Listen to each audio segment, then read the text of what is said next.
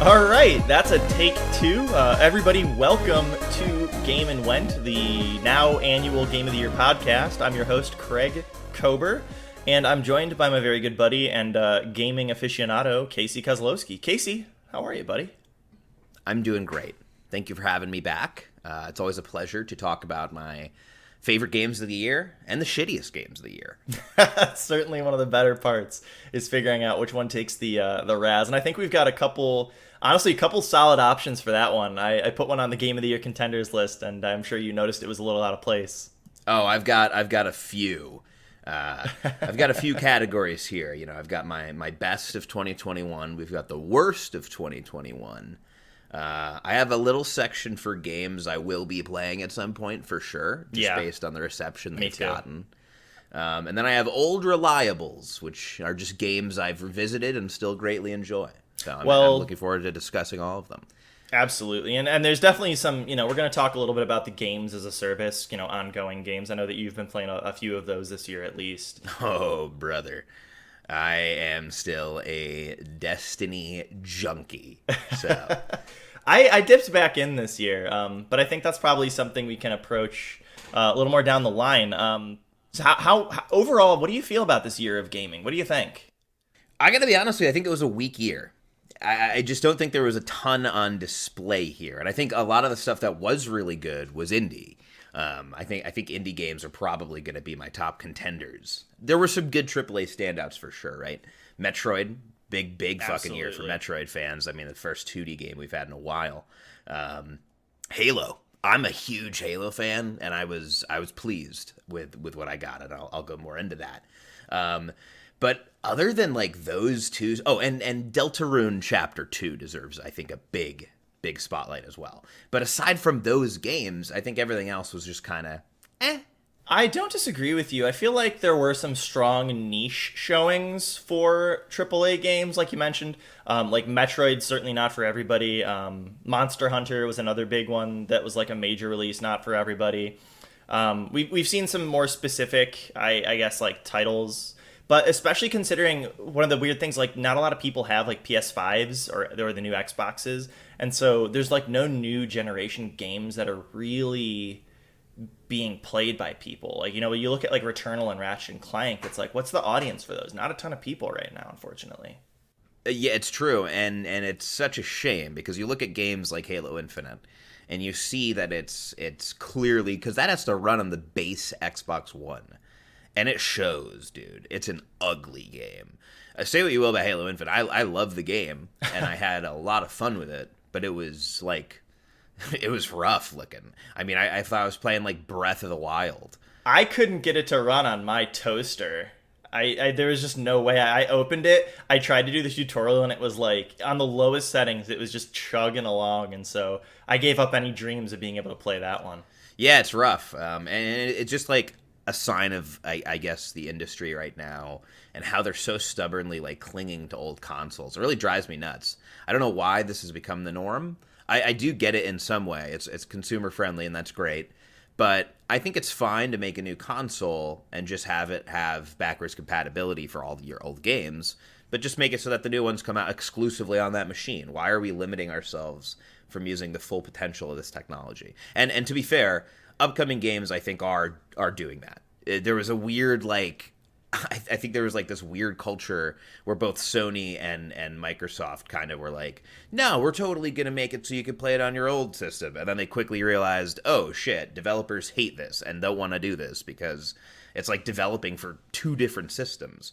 Like, you know what I mean? So I'm excited to see future games that are not doing that. I think PS5 is kind of off that already. And Xbox is going to be following suit with like Bethesda games and whatnot. So yeah, I feel like the major difference between like the PS4 and the PS5 from having played both of them is that the PS5 has that solid state drive, and so there's like effectively no loading times, and that's like what we saw when you play like Spider-Man Remastered. You just immediately go into the next area with no loading. I recently replayed Doom Eternal, and like again, the loading screens are literally like a second or two. And so you see like games like, I didn't play it, but Ratchet and Clank Rift Apart, where you're going between like whole dimensions, you know, like in a second, just in real time in the game, because there's no like need for the loading time.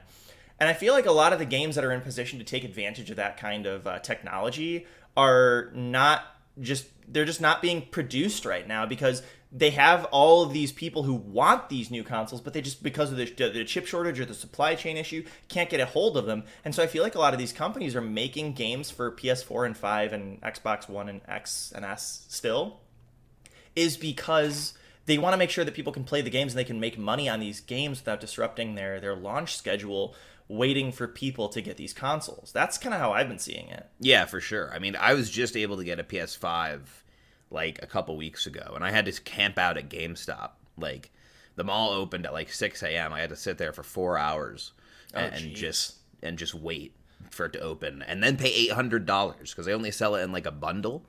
Yeah, it's kind of how they stimmy the scalpers. Kind of fine for me because it came with games I was already gonna buy. It came with Spider-Man, and I was stoked about that. And it came with like another controller and a charging station, so it's not like I was wasting any money. But yeah, the fact that I got to go through that a year after launch? Yeah. What are you talking about, dude? Tough. It's crazy. It's one of the worst console launches I've ever seen from both Microsoft and Sony. It's like, dude, this is brutal. Say what you will about Nintendo, but it wasn't that hard to find a Switch. I just kind of walked into a store and got one. Like, well, again, I'll cite the supply chain issues and like the chip shortages and stuff. Like, they're very real. I remember. I mean, have you heard about the Analog Pocket? No. So it's like a fan made, or I guess like an indie fan made Game Boy type console that it literally like it looks like a Game Boy. It's bigger. It's like the size of the original Game Boy, but it's got a slot on the back that can play Game Boy cartridges, Game Boy Color, Game Boy Advance. You can get adapters for things like Atari Lynx and Sega Game Gear. Damn, that's wild. It's like, it's so cool, and I really wanted one. And the pre-orders are like, if you pre-order it right now, you won't see one until 2024, because that's when they anticipate being able to fulfill those orders. Oh my god, yeah, dude. It's brutal. It's just the technology, and so it is tough because, you know, back when the Switch came out in like, what, 2015, I think? Yeah, it's been a while ago now. Yeah, like, there just weren't issues like that. And so you look at, like, the consoles that have come out during COVID effectively, and it's the PS5, the Xbox Series S and S, or sorry, X and S. Fuck Microsoft. I'm still fucking so mad about that, but that's why you're having issues with these people getting them. It's just like, they're just not being able to produce enough to hit even a slice of the demand. Yeah. Yeah, dude. Cool. Well, why don't we delve into the games that we did play on our probably old gen machines? Yeah.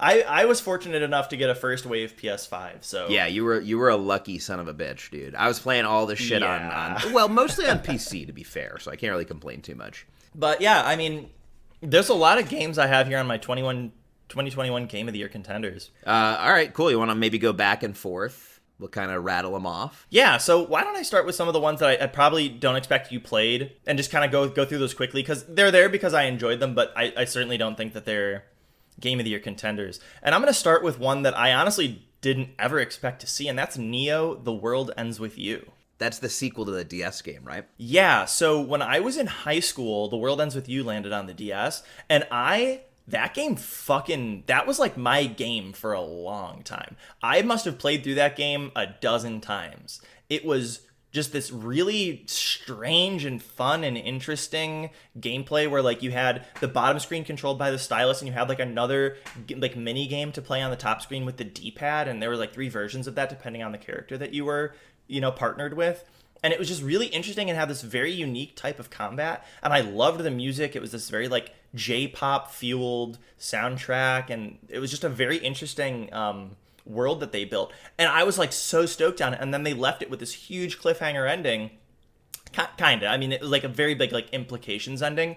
And then it was like just completely dropped. And then eventually Tetsuya Nomura, the madman, he like made the Kingdom Hearts 3DS game, Dream Drop Distance. I remember, yeah, and the character Yeah. was like in it because I remember running into him in the beginning, the character from The World Ends With You, and I was like, oh, I know him. I know that he's from that game at least. A bunch of the characters. They had like I think 3 of the main cast as like partners to Sora or something playing the game in Traverse Town or Twilight Town. And that sort of revitalized some interest in the series, or at least the game, and so they ported it to the Switch. And I'll admit, I played the Switch port and I did not enjoy it because it was just so strange. But when Neo: The World Ends With You came out, I picked it up shortly after it came out, and I played it on PS5. And I gotta say, I cannot imagine playing it on Switch because if there was like frame rate issues, it would have been a miserable experience. The Switch is a nightmare for any game that is frame intensive. And we're going to talk about that a few times. There were a couple games I played on the Switch this year that really like make me believe, one, that the Switch Pro is definitely going to come someday, but two, were like, those are games that just shouldn't have been put on the Switch if that's the case.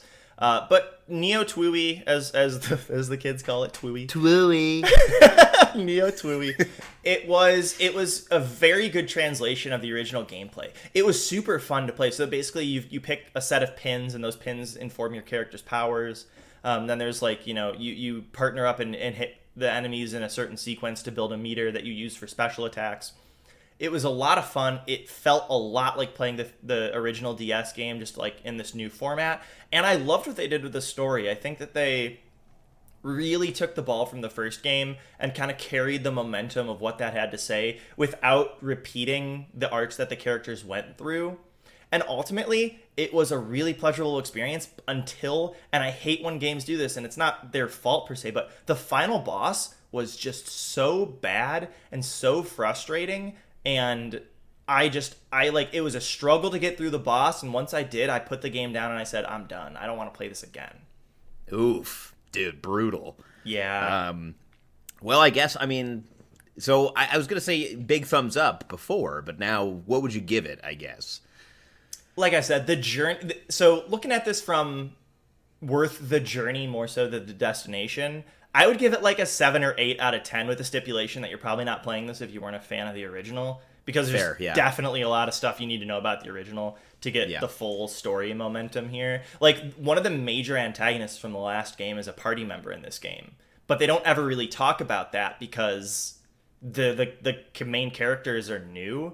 And so it's like you're like, oh, what's this guy doing here? What's his angle? Like, he's up to something. But the main characters are just like, oh, it's this weird guy who's hanging out with us sometimes. Cool. Well, looking at my list, I actually didn't realize how many of these games from the year that are like noteworthy were on the Switch. To keep that train rolling and talk about a middling experience that I can barely recommend, Pokemon Unite.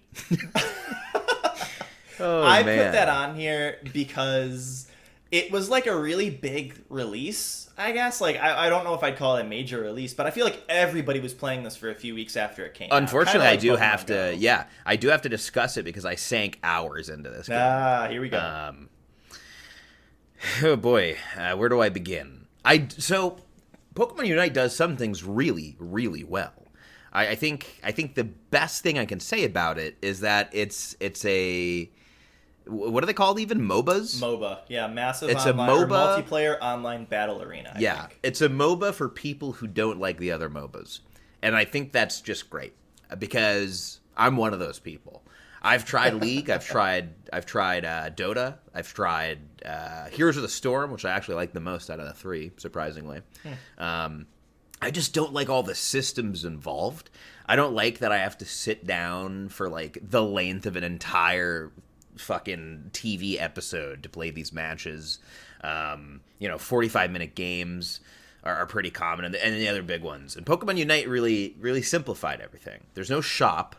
You know what I mean? There's no shop that you have to micromanage in the middle of the game, which is always something I hated. The matches are short. They're quick. The characters are easy to understand. You get like 2 abilities that you unlock gradually throughout the match, and you can, the learning curve is very gradual. I brought people into that game that are very easily able to pick it up. People that have never touched a MOBA, and I think that's really cool. And it also made me like, oh, maybe I will try one of those other ones. And then, you go and you try League and you're like, this is a dumpster fire. And you just go back. League has like, got to be so the most unapproachable game there is right now. I just played my well, first game of the year yesterday. You know? The community, of course, is horrible, yeah. But I played my first game of the year yesterday, and I'm like, even in the last 2 months since my last game played, there's been so many like changes, and I'm just so lost.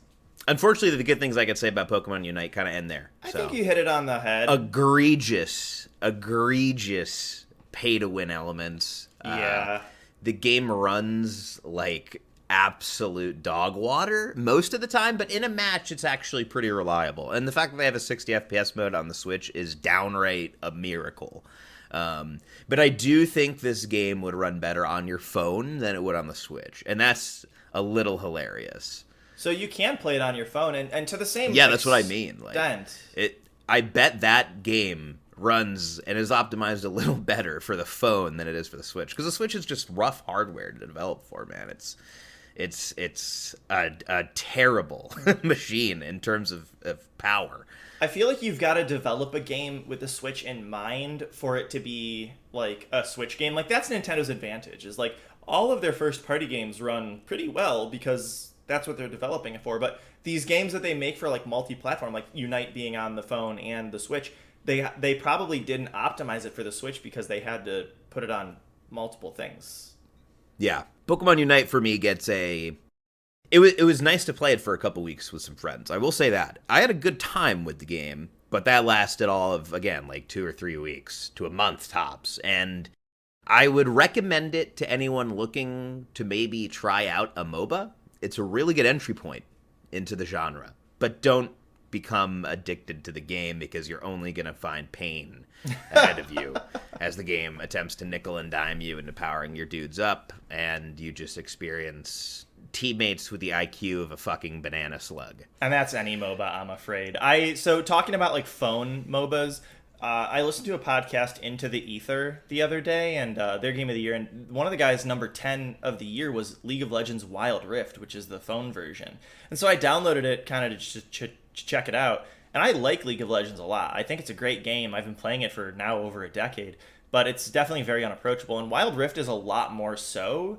It's still very complicated. There's a lot going on, but it's definitely more approachable than League of Legends. And what's nice is that the matches only last like 10 to 15 minutes, like Pokemon Unite. Yeah, I remember after Unite came out, that was one of the games I looked into, and I was like, oh, I'd love to play this. But the fact that it was only on mobile, I was like, dude, what? Just put this on Steam or put it on like a console or something, which I think they're going to do. I think they're working on a console version of League. I think I would love playing Wild Rift on my Switch. If they can make it perform well, absolutely. Yeah, I think I don't know if it's going to be Wild Rift or if it's a completely different title made in tandem even with more it, Wilder Rift. Yeah, Wilder Rifter. But I think they were working on that. But anyways, I guess so. That gets a big fat meh for me. I'll give it like a 2 out of 10. It's just I'll give it a solid 5. It's like it could be a lot worse and it could be a lot better. Actually, 5 seems a little harsh. Maybe a 6. Anyways, and on my thumbs up scale, it's a flat hand right in the middle. So on the topic of talking about these games that don't really perform as well on the Switch as you would have hoped, there's a couple games I want to talk through real quick, and I'll be quick with this first one because I think you'll be surprised to hear that I really didn't enjoy my experience with it. That was Shin Megami Tensei 5. Oh, I am surprised by that. You're a big fan of that. You were looking forward to that for eons. I was really looking forward to it. I was a huge fan of Shin Megami Tensei 4 and 4 Apocalypse and Strange Journey Redux on the 3DS. Love Persona 5, Persona 5 Royal, Persona 4. Mm-hmm. And I recently picked up Shin Megami Tensei 3 Nocturne when it was remastered for the Switch, which I didn't love as much, but I enjoyed it more than I enjoyed Shin Megami Tensei 5. It just had some serious flaws where, like, the entire world just ran poorly, first of all. The game ran, like, consistent 30 or less FPS, depending. The story, there was no story. Like, there was technically a plot, but the characters were not interesting. Everybody, it was just like the game had nothing to say. Dude, that's brutal. And a far cry from Persona, which is, their kind of sister games. Yeah, if this game had a modicum of the attention put into it that Persona 5 did, I think it would have been a better experience. Because the general consensus of Shin Megami Tensei 5 is that the gameplay is fun. Like, the battles, the demon fusing and the combat system, and that's fine. That's, it doesn't feel terribly different from any of the other games. But in the open world, there's 4 open world areas and a series of, like, 3 or 4 dungeons. The open world areas, every single one of them shares the same assets, the same broken buildings, destroyed highways, cliffs and little trees and rivers and shit. Like, I'm not kidding. The same assets in all 4 areas, just arranged differently with a different filter over them. And I got so bored because you spend 10 hours in the first area, and then you spend another... By the time I beat the game, I kept telling myself, it's gonna get better. It'll get better. Like, eventually, it'll get interesting. I'll learn more about the characters, and I'll find it more, compelling. It just never happened. I was running around in the same areas, fighting the same enemies with, like, the same abilities on my protagonist because they were just OP and I didn't need to make any changes after halfway through the game. And then when I beat the game, I was like, oh shit, that was the ending? I was waiting for the big story moment where my choices matter, and it just never came. Oh, that just happened to me with the Spider-Man DLC for the original Spider-Man game. But I'll talk about that later. But I had a similar moment where I was like, the credits rolled, and I was like, "You're fucking joking, right? Like, it's gonna be an ass pull, and the credits end halfway through, and they're like, oh, it's actually not the ending. Nope, and it was totally the ending, and I was disappointed. That is disappointing. Yeah, just the game had nothing to say, and I just really can't recommend it to anybody. Oof, that's crazy, man. That's insane. I was so let down, man. I really can't. That's probably. Would you say then that is your maybe worst of the year? Not in terms of game quality, but maybe just the impact of a game you're looking forward to so much falling so flat. I think it's tied with another game that I was looking forward to that fell flat. I was so much more hyped for Shin Megami Tensei, I think, than any other game at the start of the year. Like, Metroid Dread obviously came out of nowhere, and I was, like, stoked beyond stoked about that. But, like, I was looking forward to Shin Megami Tensei 5 for, like, 3 years. And for this to be the result was just really discouraging. That's a shame. The other game I wanted to talk about for the Switch is a better experience. It is Metroid Dread. Oh, dope. God, was so fucking good. Did you play this one? I played a little bit of it, and then I just kind of dropped it, to be honest with you. It's even Metroid itself, Metroid, I don't like Metroidvania games. So playing Metroid like in a 2D form definitely didn't change my mind there, because this is a Metroidvania to a fault. It distills it down to what makes it work and adds some new fresh stuff. So I appreciated the game for what it was. I just was like, first of all, I guess, yeah, I'll just talk about my experience with it. It's a little more brief, but I loved the story of it. Was really cool out the gate. And the fact that there's voice acting. Mm-hmm.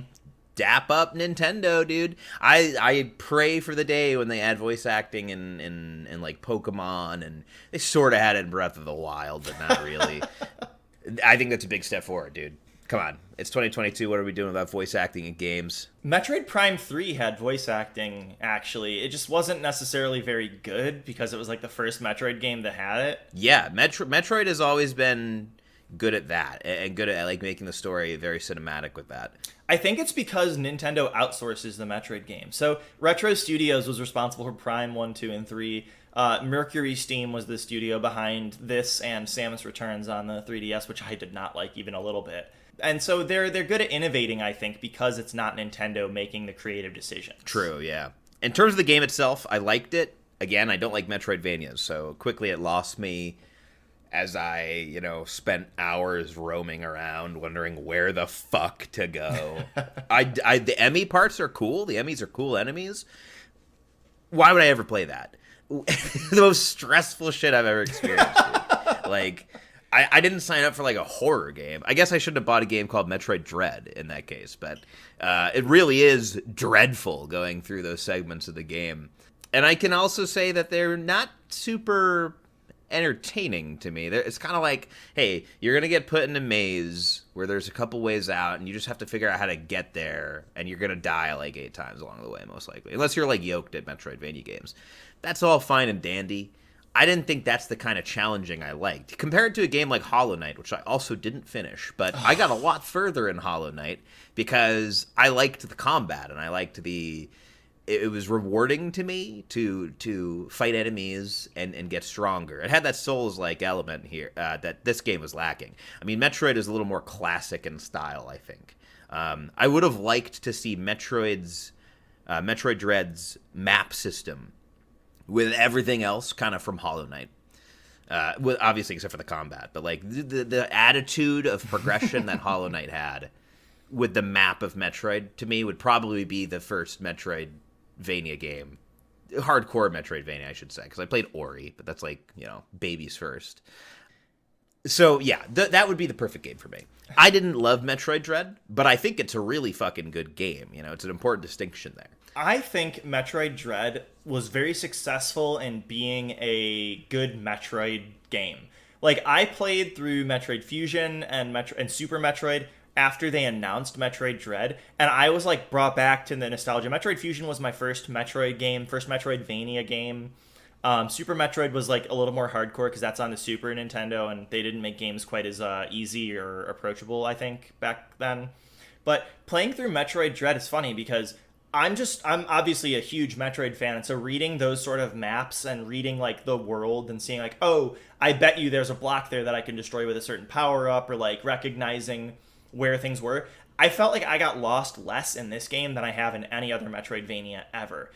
And I think that's just because I had the experience of playing Metroid for so long. And I will say, part of the brilliance behind the world design in this one is that they really do arrange the world in a way that if you know what you're doing, it's so easy to flow from one upgrade to the next upgrade to the boss fight to the next upgrade in a really surprising way where, like, once I kind of figured that out, I just breezed through the rest of the game to the point where, like, I missed a ton of upgrades because I wasn't exploring, because I wasn't getting lost. It's definitely a particular taste for someone. Like, you got to be into that kind of gameplay. You got to be into backtracking a ton. You got to be into, like, remembering where to go. Kind of, I believe the map system has something in place you can kind of mark things. Yeah, which is huge. Every game should have that has a map like Metroid.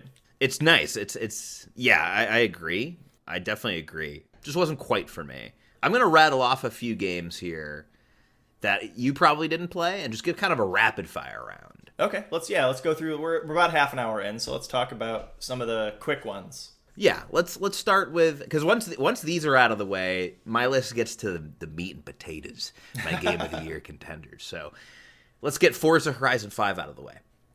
Forza Horizon 5 is a great game. It's a fun game. Now, for those unfamiliar, there are two Forza series. There's Forza Motorsport, and then there's Forza Horizon games. Horizon is like open world car driving. That sounds hilarious, and it is. And the game leans into that. It doesn't take itself seriously. You're driving around in a car of your choosing through beautiful locales and doing like open world missions, which are like race. Maybe it's a race. Maybe it's like, go take a picture of this thing. Do some sick stunts. If you're not into racing games, that's exactly as fun as it sounds. For like 5 minutes. I was over this game pretty quickly. I know a lot of people who are super into cars and super into racing, and they love this game. They probably still play this game. I'm happy for them, man. But these people have like wheels. These people have wheels that they race with. So like, you're into that. I'm not. Again, this was the year of games for people who were fans of the series, truly. I mean, if you look at the games that came out, these are games that are going to please people who have played the game series before. Forza was no different. It's like, this is fun for newcomers too, don't get me wrong, but like, the shine wears off pretty quickly. Forza Horizon 5 for me is a meh. If you like racing games, definitely check it out. It's on Game Pass. I think it being on Game Pass was part of the reason why it was so successful, because I know a ton of people that played that game at launch and then throughout, and I honestly think if it wasn't on Game Pass, it wouldn't have been anything. Oh, for sure. Yeah, for sure. Then we have Mass Effect Remastered. Now, this one hurts me to say that I didn't. I played the first game, and I really tried to, because I was told before I went into Mass Effect, I was told you have to basically do every single side quest in the game, because you don't know what's going to be important. already out the gate, I'm like, ugh, oh. Did you play Mass Effect when it originally came out? Never. This is my first time. Oh, wow. You missed out on a ton of cultural, like, phenomena. No, that's a long game. They're all long. I know. And so I played through the first game, and I did that. I basically 100%ed it. That was not a quick affair, right?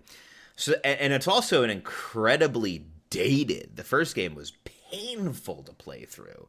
It looks better, but my God, the game has not aged well. That was an early Xbox 360 release. I mean, that came out in like 2006 or 7 or something. And it shows, man. One of the most archaic combat systems and UIs I've ever experienced.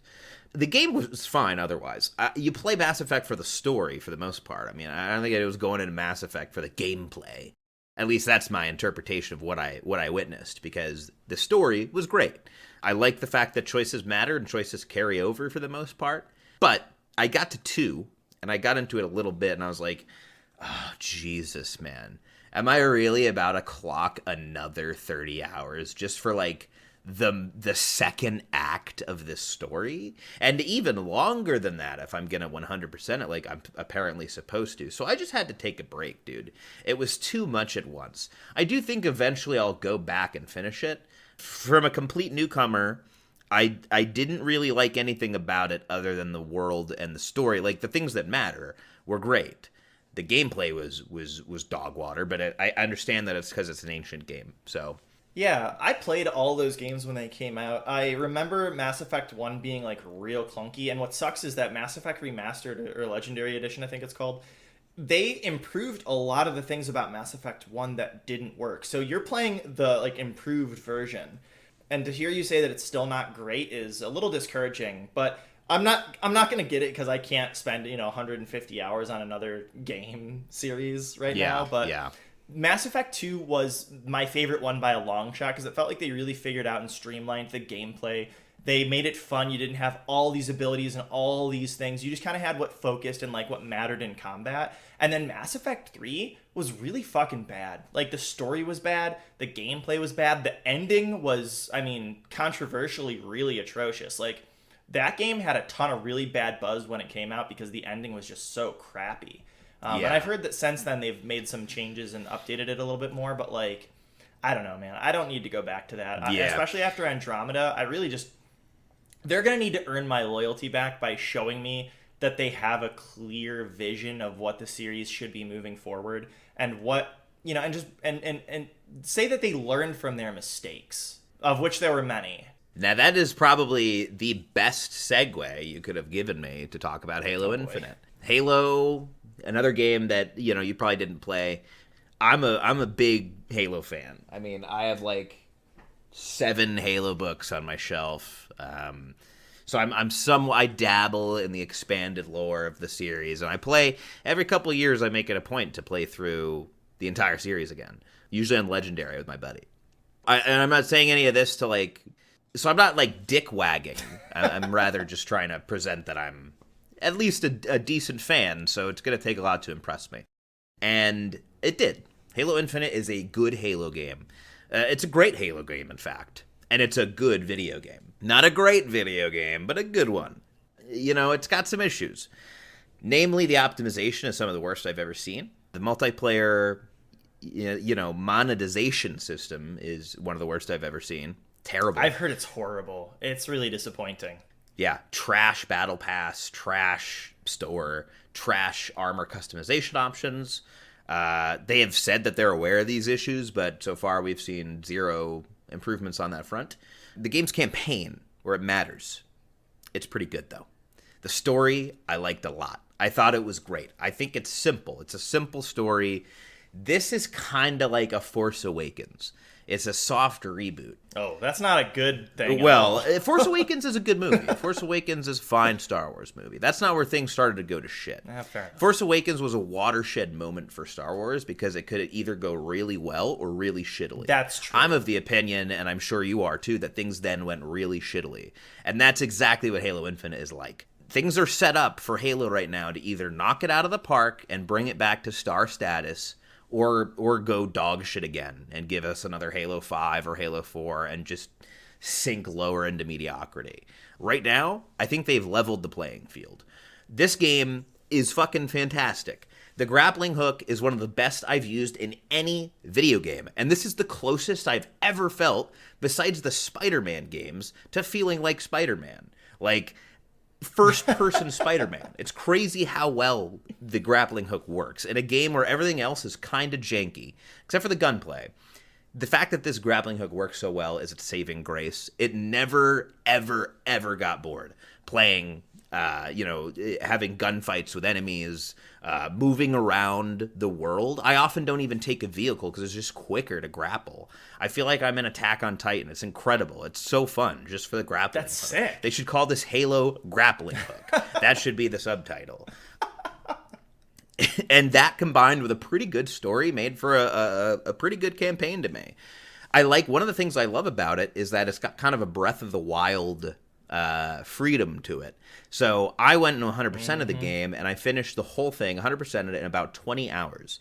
I then went through and speed ran the game, just doing the story content. It took me about 3. So you have the choice to, go at your pace. Yeah, and I love that. It reminds me of Breath of the Wild, where if you so desire, you can go fight Ganon with a stick in your underwear. So that was really cool. Halo Infinite for me is a big thumbs up if you're even passingly interested in a really good shooter. It's just a really good sci-fi shooter with good movement, good guns, fun abilities, and the story is a little more for fans. Like, if you're not a fan of Halo already, the story is going to be a little confusing, and that's feedback that I received from my own friends who hadn't played Halo before, and they're like, I don't know what the fuck's going on with these people. I'm not somebody who played... I will say, I liked Halo 4 for the gameplay specifically. The story, I was like, it's fine, it's serviceable. But I really enjoyed it. I played a lot of Halo 4, and I didn't have a system that could play Halo 5. But I did watch all the cutscenes on YouTube because I was really invested in the story. And I was really surprised and honestly kind of disappointed that they just kind of dropped the storyline from Halo 5 and Halo Infinite. Like, spoiler alert, they killed Cortana off screen, and I just really wanted some resolution on that whole thing because I had no beef with the story. I thought it was interesting that, Cortana had her, whole perspective changed by being integrated into the Forerunner thing. And I want to know your thoughts about kind of where that went. And it seems like you have no qualms with the story, but what about Cortana and, where it left off in Halo 5? So I'm of the camp that it was a good decision to kill her off screen, and they handle it. It's not as unceremonious as that makes it sound. It's dealt with. There are repercussions to that, and you see Chief dealing with it throughout, and you see what happened to her, and your story kind of gets filled in. It's almost like a noir kind of. You're kind of picking up pieces of the puzzle as you go along, and by the end, there's a fairly cool. satisfying conclusion to that storyline. Now, do I think it was great? I think it was one of the weakest parts of the story. I think it was a lot more interesting seeing Chief interact with Echo, who's the pilot. That's his tag or whatever, and the weapon, as she's called. I think these two characters are great. I love them, and I liked seeing all of them interact. Whenever Cortana was involved, it was powerful and it was impactful, and I think they ended it about as well as they could have. They had to get out of there, though. I think they knew that people hated Halo 5 for the most part, and they didn't like what they did with the story, and they really didn't like seeing Cortana become a villain.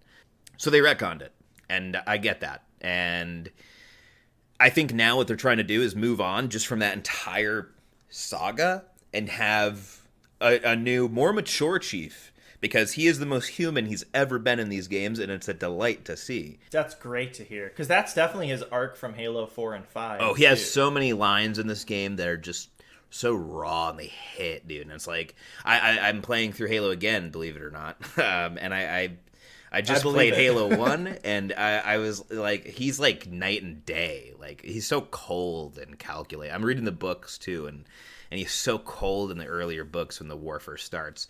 And you get to this Chief now in Halo Infinite, it's night and day, and he's like opening up a little more. You see more hints of. That's really cool. And there's a few things in the game too that are nice, like Easter eggs to things that he's done in the past. But I digress about Halo Infinite.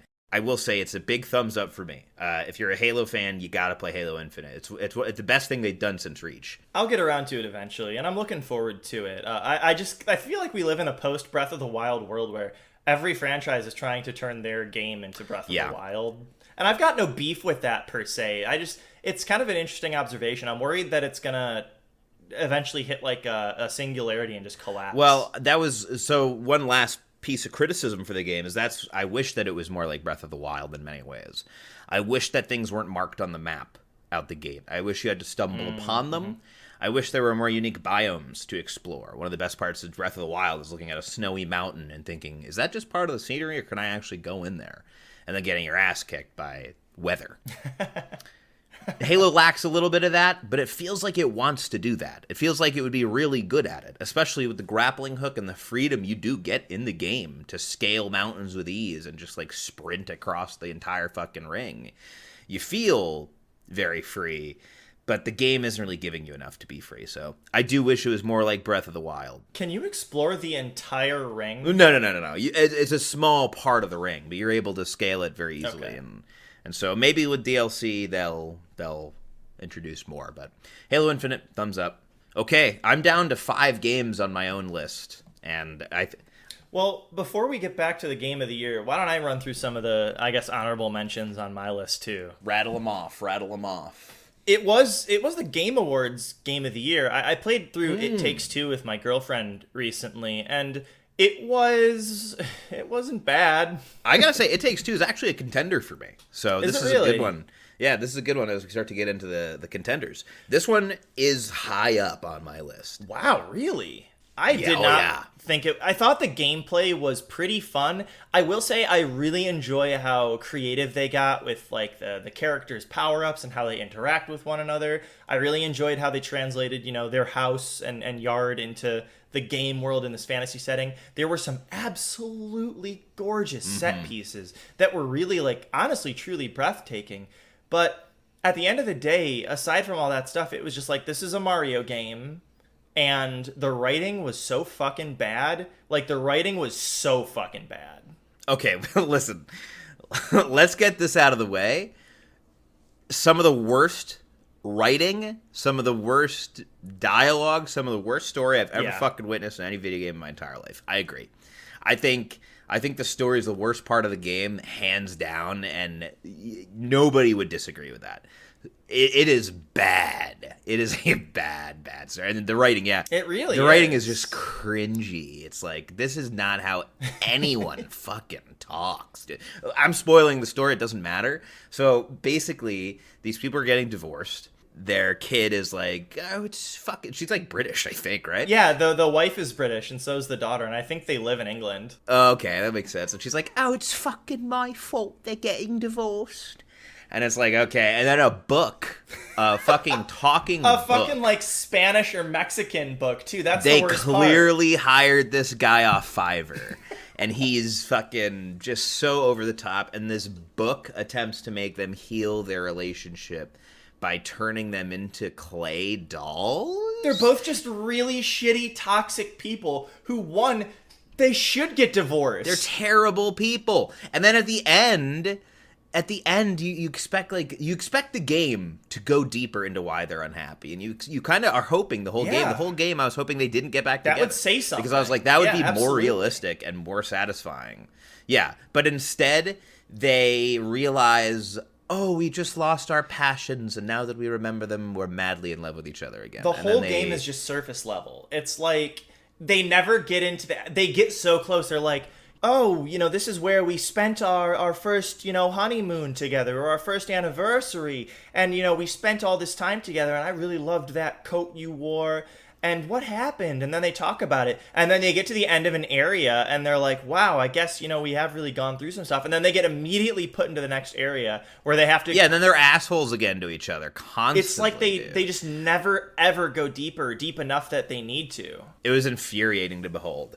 It was a really fun game for me to play with my girlfriend. I will say, like, we enjoyed it a lot. It's a great game. Yeah, it's a great co-op video game. And in fact, one of the best I've ever played. And in an era where co-op games are getting increasingly rare, if it's not like a team shooter, this is a breath of fresh air. It really is. And like you said, it feels like a Nintendo game. It feels like it was meant for Nintendo. It feels like a first-party Nintendo game. This feels like Mario, but co-op. And I think I haven't felt this sense of like creativity since Odyssey. And it's got that same kind of style to it. Every 5 minutes, you're going to switch to a completely different mechanic, and none of them are half-baked. And they're all really well polished. The game itself was a delight to play, and I think, if you're hungry for a co-op game, this is a must play. And it even has a really cool, well, first of all, it's on Game Pass, but it has this really cool thing where if you buy it, you can gift someone else the other half of the game so they can play the entire game with you for one, ticket price, basically, which I think is so consumer-friendly and was how I played it. So It Takes Two, for me, is a big thumbs up. The story is bad, though, and like you said, after roasting it that hard with you, I do realize that there's no shot this gets Game of the Year for me. And you know what's even more fucked up is that it was nominated, if not won, for Best Family Game. This is not a family game. Nobody under the age of 18 should play this game. That's what I was gonna say. That's what I forgot. I was gonna say, so the writing is so bad that you think this is for kids. You start to think this has to be like for kids, right? And that's why the writing's so bad, because they can't go deep into it. And then you rip the legs off a fucking elephant, and it's like screaming. It's like, help me! And she's begging for her life. I don't want to die. I don't want to die. I see the lights. I have too much to live for. I'm afraid of death as a concept. I'm your daughter's best friend. And it's a great, funny fucking part of the game. But then you're like, this is not a game for kids.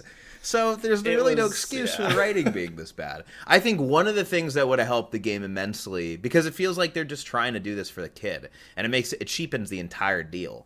One of the ways to make the story immensely better, even without changing much, just don't have a fucking kid, man. That's not important. I think what was important was the relationship, and they tried to make it like, the kid thinks it's her fault, and it's just so overdone. It's such a trope. Just have it be two people who are turned into clay dolls because they hate each other. That's a little more interesting. Yeah, dude, it's rough. Anyways, I digress. So, bam. All right, that was one of my remaining 5. So we're on to my final 4. We're in the final 4 for me. Well, hang on. You didn't let me go through my other honorable mentions. I know. I'm just saying. I'm letting you know where we are doing, because we're 47 minutes in. We are dragging ass a little bit. I say we probably have another hour left, too. But so I'll be quick with some of the quick ones that I played. So the other game that I was going to mention that I was really looking forward to that I did not really enjoy at all was Nier Replicant version 1.22. Oh, no. That's a bad year for you, dude. It was. And I talked about it recently, too, with some friends. Nier Automata was just such a triumph. It was so fucking excellent. And Nier Replicant had a lot of similar things to say, but they tried to update the combat to be more like Nier Automata, but they just didn't go far enough, and it was just a chore to play. Now, the kicker was that in Nier Automata, you play through the game once as 2B, then you play through it as 9S, then you play through it kind of one more time as 3 different characters, 2B for a bit, then 9S, then 2A, or... The girl with the hair, I don't know. I remember A2, I think, and so... That was great, because it was like you play through the game 3 times, but they're so distinct with each playthrough, even though some of them are covering the same events. After you beat the game in Nier Replicant, you have to play through the second half of the game as it was, with just additional boring cutscenes to get the second ending. And then what's even more fucked up is that you have to do it 2 more times to get endings 3 and 4 before you can go and look at like the secret added ending that leads into Nier Automata. And after the third playthrough, I was like, fuck this, dude. This game does not have the legs for me to want to play it 3 or 4 times, let alone like twice, honestly. It was just a letdown. Yeah, well, that's something a lot of games do. I find that a lot with like new game pluses. Sometimes I see a new game plus in a certain game, I just like laugh. I'm like, you're out of your fucking mind if you think I'm playing this again. Like, you're not that good. You're not that I felt that way about Spider-Man. Like, Spider-Man was great, but I 100%ed the game and platinumed it, and I was like, I'm not going to do that again. That's exactly what I was thinking about. I was disappointed, but ultimately I'll always have Nier Automata, which is one of my top 5 games of all time. That's true. That game was nuts, and regardless of how I felt about it, I think about it often. I'm like, I can't ever replicate. You can't never Nier replicate that version. Another huge letdown, which I was again surprised by. Did you ever play Axiom Verge? Yeah. It was yet another Metroidvania to add to the list that I dropped. I loved Axiom Verge. I picked it up on Steam sale for like $2 one time, and I played through it, and I was like, "What the fuck? This game is incredible!" And it does some like fascinating things with like the game world and that are kind of like meta, and I just really enjoyed it. And then in August, I remember watching one of the Nintendo Indie Worlds, and they were like, "Oh, Axiom Verge 2, it's available today." And I was like, "What the fuck?" And I downloaded it, and I played through it in like 2-3 days. I binged that game, and that was another one of those games where I was like, I can't wait for this game to like really pick up and get good. And then I finished it, and I was like, what the fuck? It was horrible. There was like 2 boss fights in the entire game. Axiom Verge, by the end of the game, you felt like a god. Like, you could teleport. You would have like a gun that shot like the fucking universe at things. And in this game, it's all melee combat, and it just it was a huge letdown. It was more about the exploration, but not even that was fun because the mobility and the movement was so crappy. It was a huge bummer. Let's keep the gloom coming here. Lay it on me. Back for Blood was also a huge letdown. I didn't even play it. I heard it was a bummer. Left 4 Dead is such a great series.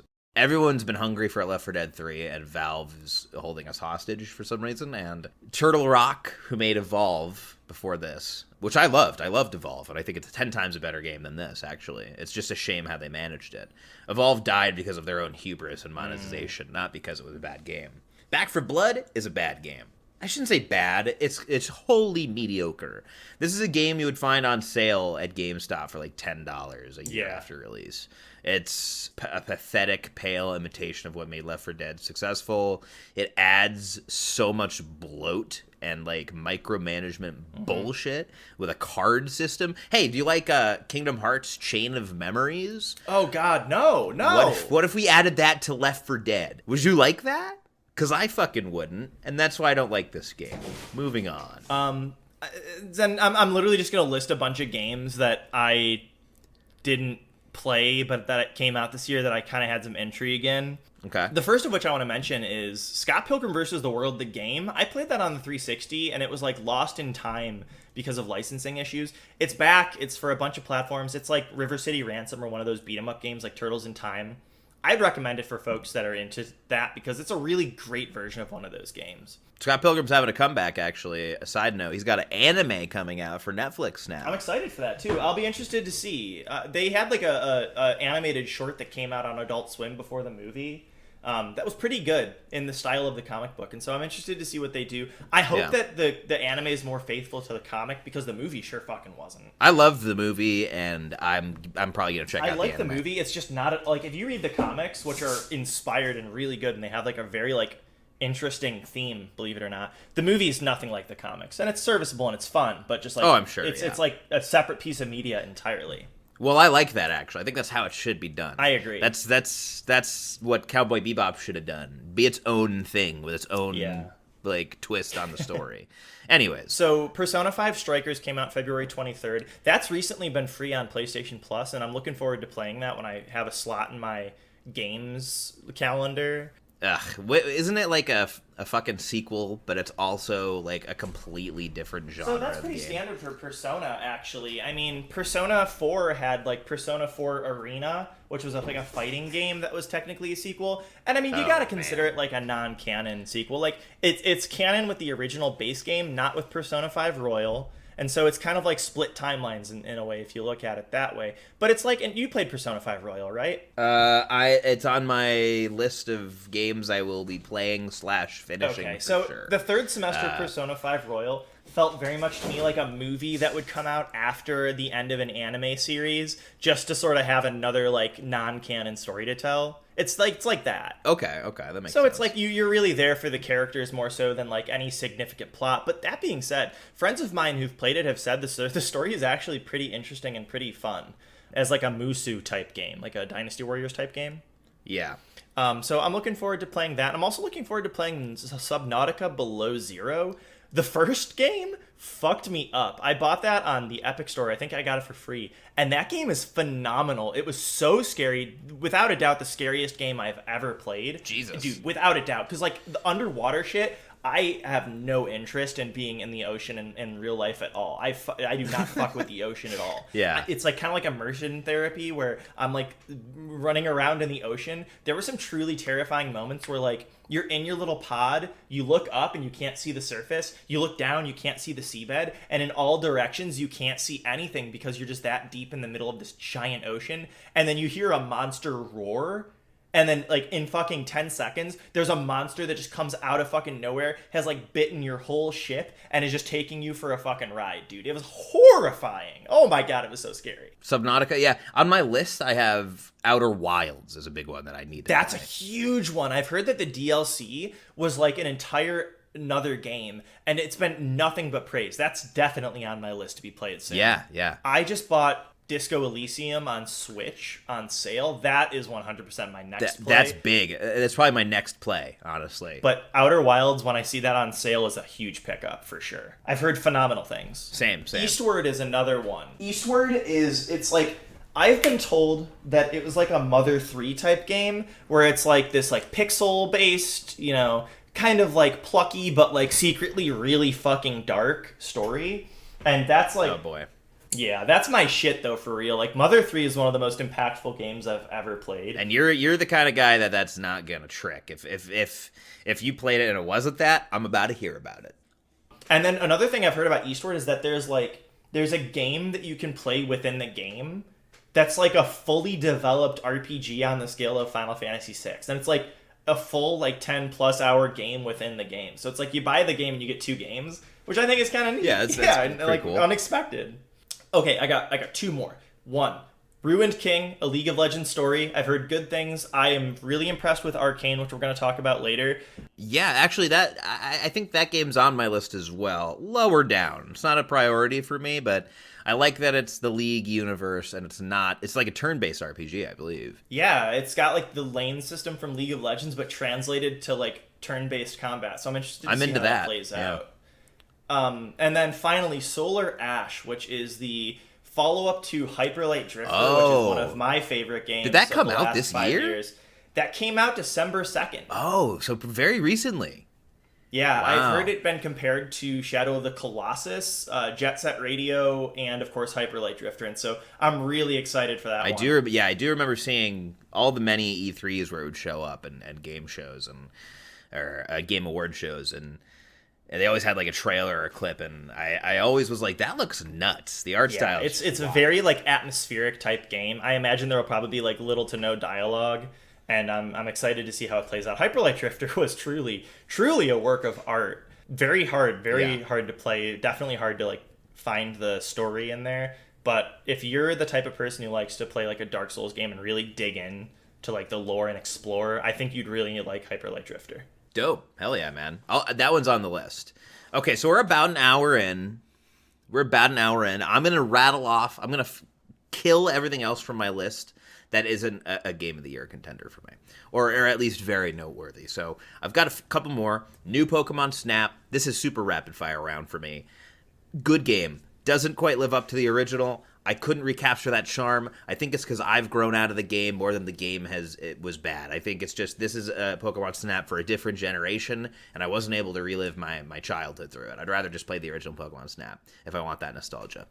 Good game, though. Good game. And surprisingly pretty for the Switch. Yeah, I played a little bit of it with my ex-girlfriend earlier in the year, and I really liked what I saw. But, like, that's a game I'll pick up when I see it on sale for, like, $20 or $30 maybe. Yeah, and that's what I would recommend. Super Mario 3D World. We kind of skipped over that one. Bowser's Fury was a brand new kind of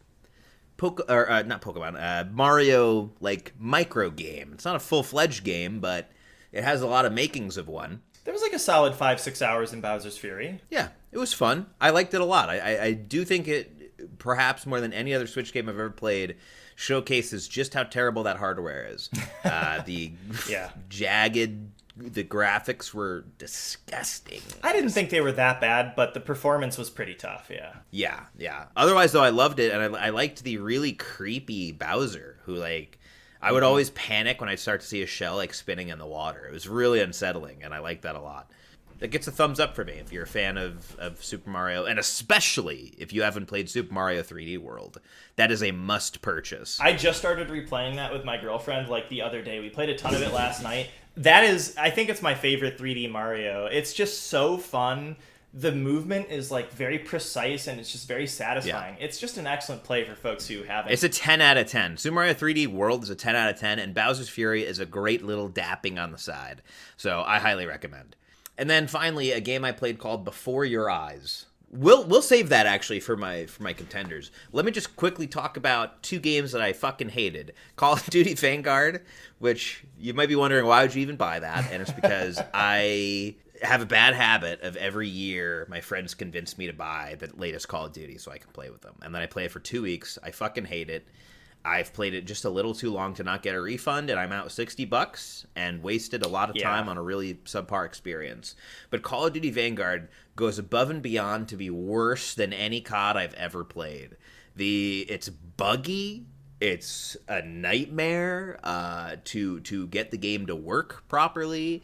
The zombies mode has been completely fucking neutered, which is a shame because the zombies mode does the coolest story thing it's ever done, where you're talking to zombies from another dimension. Whoa! It's fucking nuts. It's actually crazy, but it's the wackest mode of zombies I've ever played. Yeah, I don't see myself ever buying a Call of Duty game again, man. The quality of those have just gone so far down year after year. Yeah, and that's the reason this one's so noteworthy on the list. This is the Call of Duty game that has finally... This is the one that killed Call of Duty for you. Yeah, for me. And which is crazy, because I've gone to bat for it time and time again and bought the game year after year after year, and some of them have been pretty fun, but this is a big fucking miss, and I will not be buying any more Call of Duty games. It's a bygone era, man. Modern Warfare 2 is the pinnacle. And then my other game that I really didn't like was Pokemon Brilliant Diamond. Yeah, you got it. And Shining Pearl, I believe. Yep. I had zero interest, dude. Bad. Now, listen, I'm not trying to ruffle any feathers for people who do enjoy that generation of games. But the thing is, I loved Pokemon X and Y for the 3DS, and I've played every title after that. And every single one of them has been at least somewhat of a development on the last installment. And this is the first remake they've done in a long time where it's just the original game, for better or for worse. And, like, there are changes, sure, but I was like, dude, I'm playing a fucking Game Boy game. It's just an HD Game Boy game. It's the same principle as Link's Awakening HD. It's the same exact thing where it's like, they've made no improvements. They've not brought in any of the really successful mechanics from the last 5 to 10 years of Pokemon. It's just... Or the graphic style. I wanted them to do what they did with Omega Ruby. I loved Omega Ruby. From the ground up, it was made in the style of... X and Y. Yeah, and I wanted Diamond and Pearl. I was hoping that would be, the same thing. A remake of Diamond and Pearl in the style of Sword and Shield. But unfortunately, they decided, nope, we're not doing that even a little bit. And so... I played a little bit of that game, and I was like, this is just awful to play. If I wanted to play the original game, I would just play the original game. Like, this is... If you can find a copy. Exactly. So that's a big fucking whiff for me. I think that Generation 4 is probably one of the worst generations of Pokemon, arguable like that versus 5. But like, there's a reason why people like talk so nostalgically about like Ruby, Sapphire, and Emerald, and like Gold, Silver, and Crystal, and like to some extent Black and White, and to some extent X and Y. But like, I don't know anybody who's like, man, Generation 4 of Pokemon was so good. And I think that Nintendo knew, or the Pokemon company knew that, and that's why they outsourced this game to a new studio. Like, this was not made by Game Freak. It was licensed, but not made by them. Yeah. And I think that the studio that they hired did what they were expected to do, but, like, I don't understand why anybody would buy this if they weren't, like, the hardest core of Pokemon fans. That being said, I'm going to give my shittiest game of the year to Call of Duty Vanguard. Congratulations to Call of Duty Vanguard. It's a big achievement. You've been trying for this for years now, but you finally accomplished it. You are the worst fucking media I consumed in the year 2021. So, thank you for that. Shit, man. I feel like I don't know. It's a tough call for me on shittiest media of the year. My instinct is to give it to Shin Megami Tensei because I was so disappointed by it. But like, I think probably I didn't play it because like, God, who fucking did? But like, Balan Wonderworld, I don't know how that game made it to development, dude. That's a nightmare. I like that it's just a meme at this point. Well, what's the worst one you played? We gotta crown the one that you played.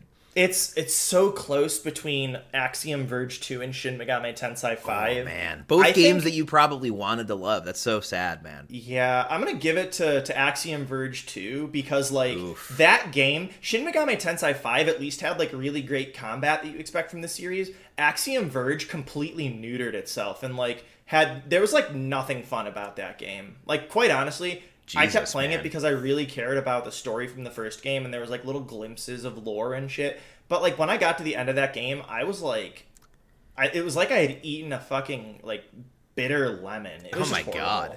God. Congratulations to Axiom Verge 2. You guys have done the unthinkable. Nobody thought this day would come, but you made my dear friend Craig, who is the biggest Metroidvania fan I know, hate a Metroidvania game. And for that, you deserve the shittiest game of 2021 award, right alongside Call of Duty Vanguard. Congratulations, guys. You've earned this. Yeah, also shittiest game company goes to the developers of Call of Duty Vanguard, Blizzard Activision. Oh, Thanks so much for everything you've done this year. Yeah. I'm not even going to touch on it, but good. Yeah, everybody knows by now. Yeah, really bad work, guys. Way to completely demolish your reputation. Have fun climbing out of that hole for the next decade. Yeah, no kidding. And on that note, let's get back to the good games, because I got a few more I want to talk about. Let's do it. Can we do a quick intermission? We're over an hour in. Let's take a little break. Absolutely. I don't know if you do ad reads. Get a sponsor and throw an ad read in here. This podcast brought to you by... I'm looking around my apartment for anything that has a brand name on it. Sailor Jerry Spiced Rum. Also brought to you by Polar Seltzer. They don't pay for this show, but we wish they did. And they make delicious, 100% natural, calorie-free seltzer.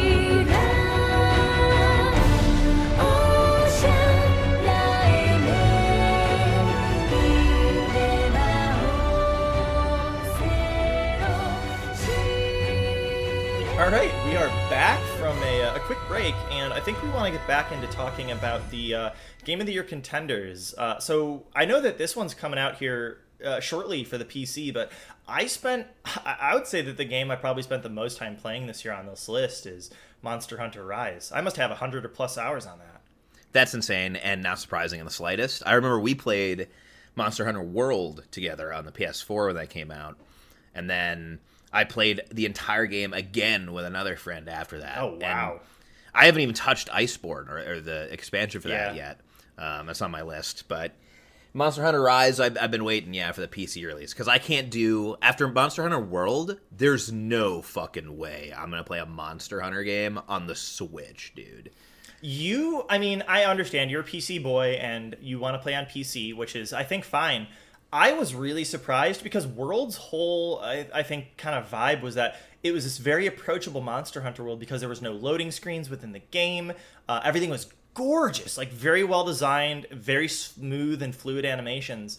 Rise really doesn't take too many steps back from that. Like, yeah, it's on the Switch, and so things aren't going to look quite as good, but there was no loading screens. Once you're in the game world, the movement was definitely improved. So you remember the grappling hook from World?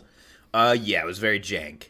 So now you've got these things called wire bugs, which basically let you grapple anywhere to open space. Huh. So, like, you can just, like, shoot one out and, like, pull yourself towards it to get, like, a jump at any time. And there's also techniques that you use using these wire bugs that, like, involve, wrapping yourself up for defense or, like, repositioning yourself for an attack or, like, using it to pull you through an enemy.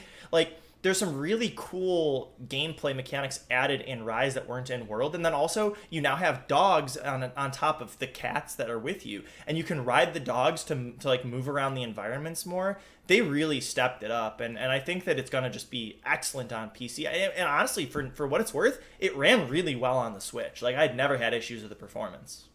That's a big surprise. But it's good to hear that. I'm looking forward to playing it on PC. I can't wait, to be honest. Yeah.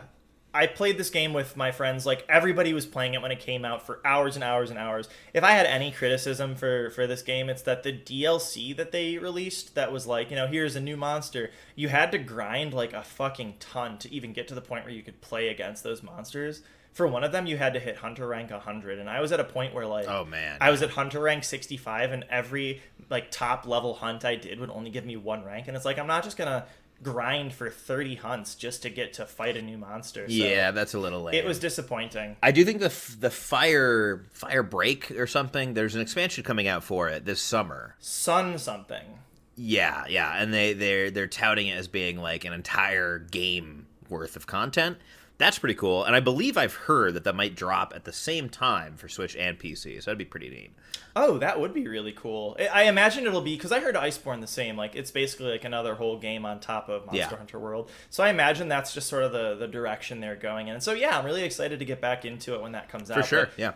It was a very fun game, and I just think Monster Hunter is a really great franchise. I never expected to like it so much, but it's never been more easy to get into, which is yeah, it's solid. It's good stuff. And then, I don't know, did you play Resident Evil Village at all this year? I own it. And my brother played it on my console, but I actually haven't, and it's on my list because I've heard nothing but good things about it. It was a lot of fun. I will say I enjoyed it quite thoroughly, and I think I played it in like 2 sittings because it's a short game. It was like 10 hours, I think. Mm-hmm.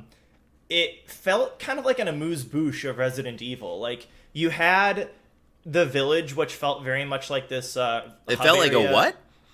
Like an appetizer sample of all types of Resident Evil. I was like, what the fuck? It's like that's like a French term for like an appetizer. Oh, right. And if I'm wrong, then roast me on social media. But it's like you had the hub area, which was like the village in Resident Evil 4. This game very much took inspiration from Resident Evil 4, by the way.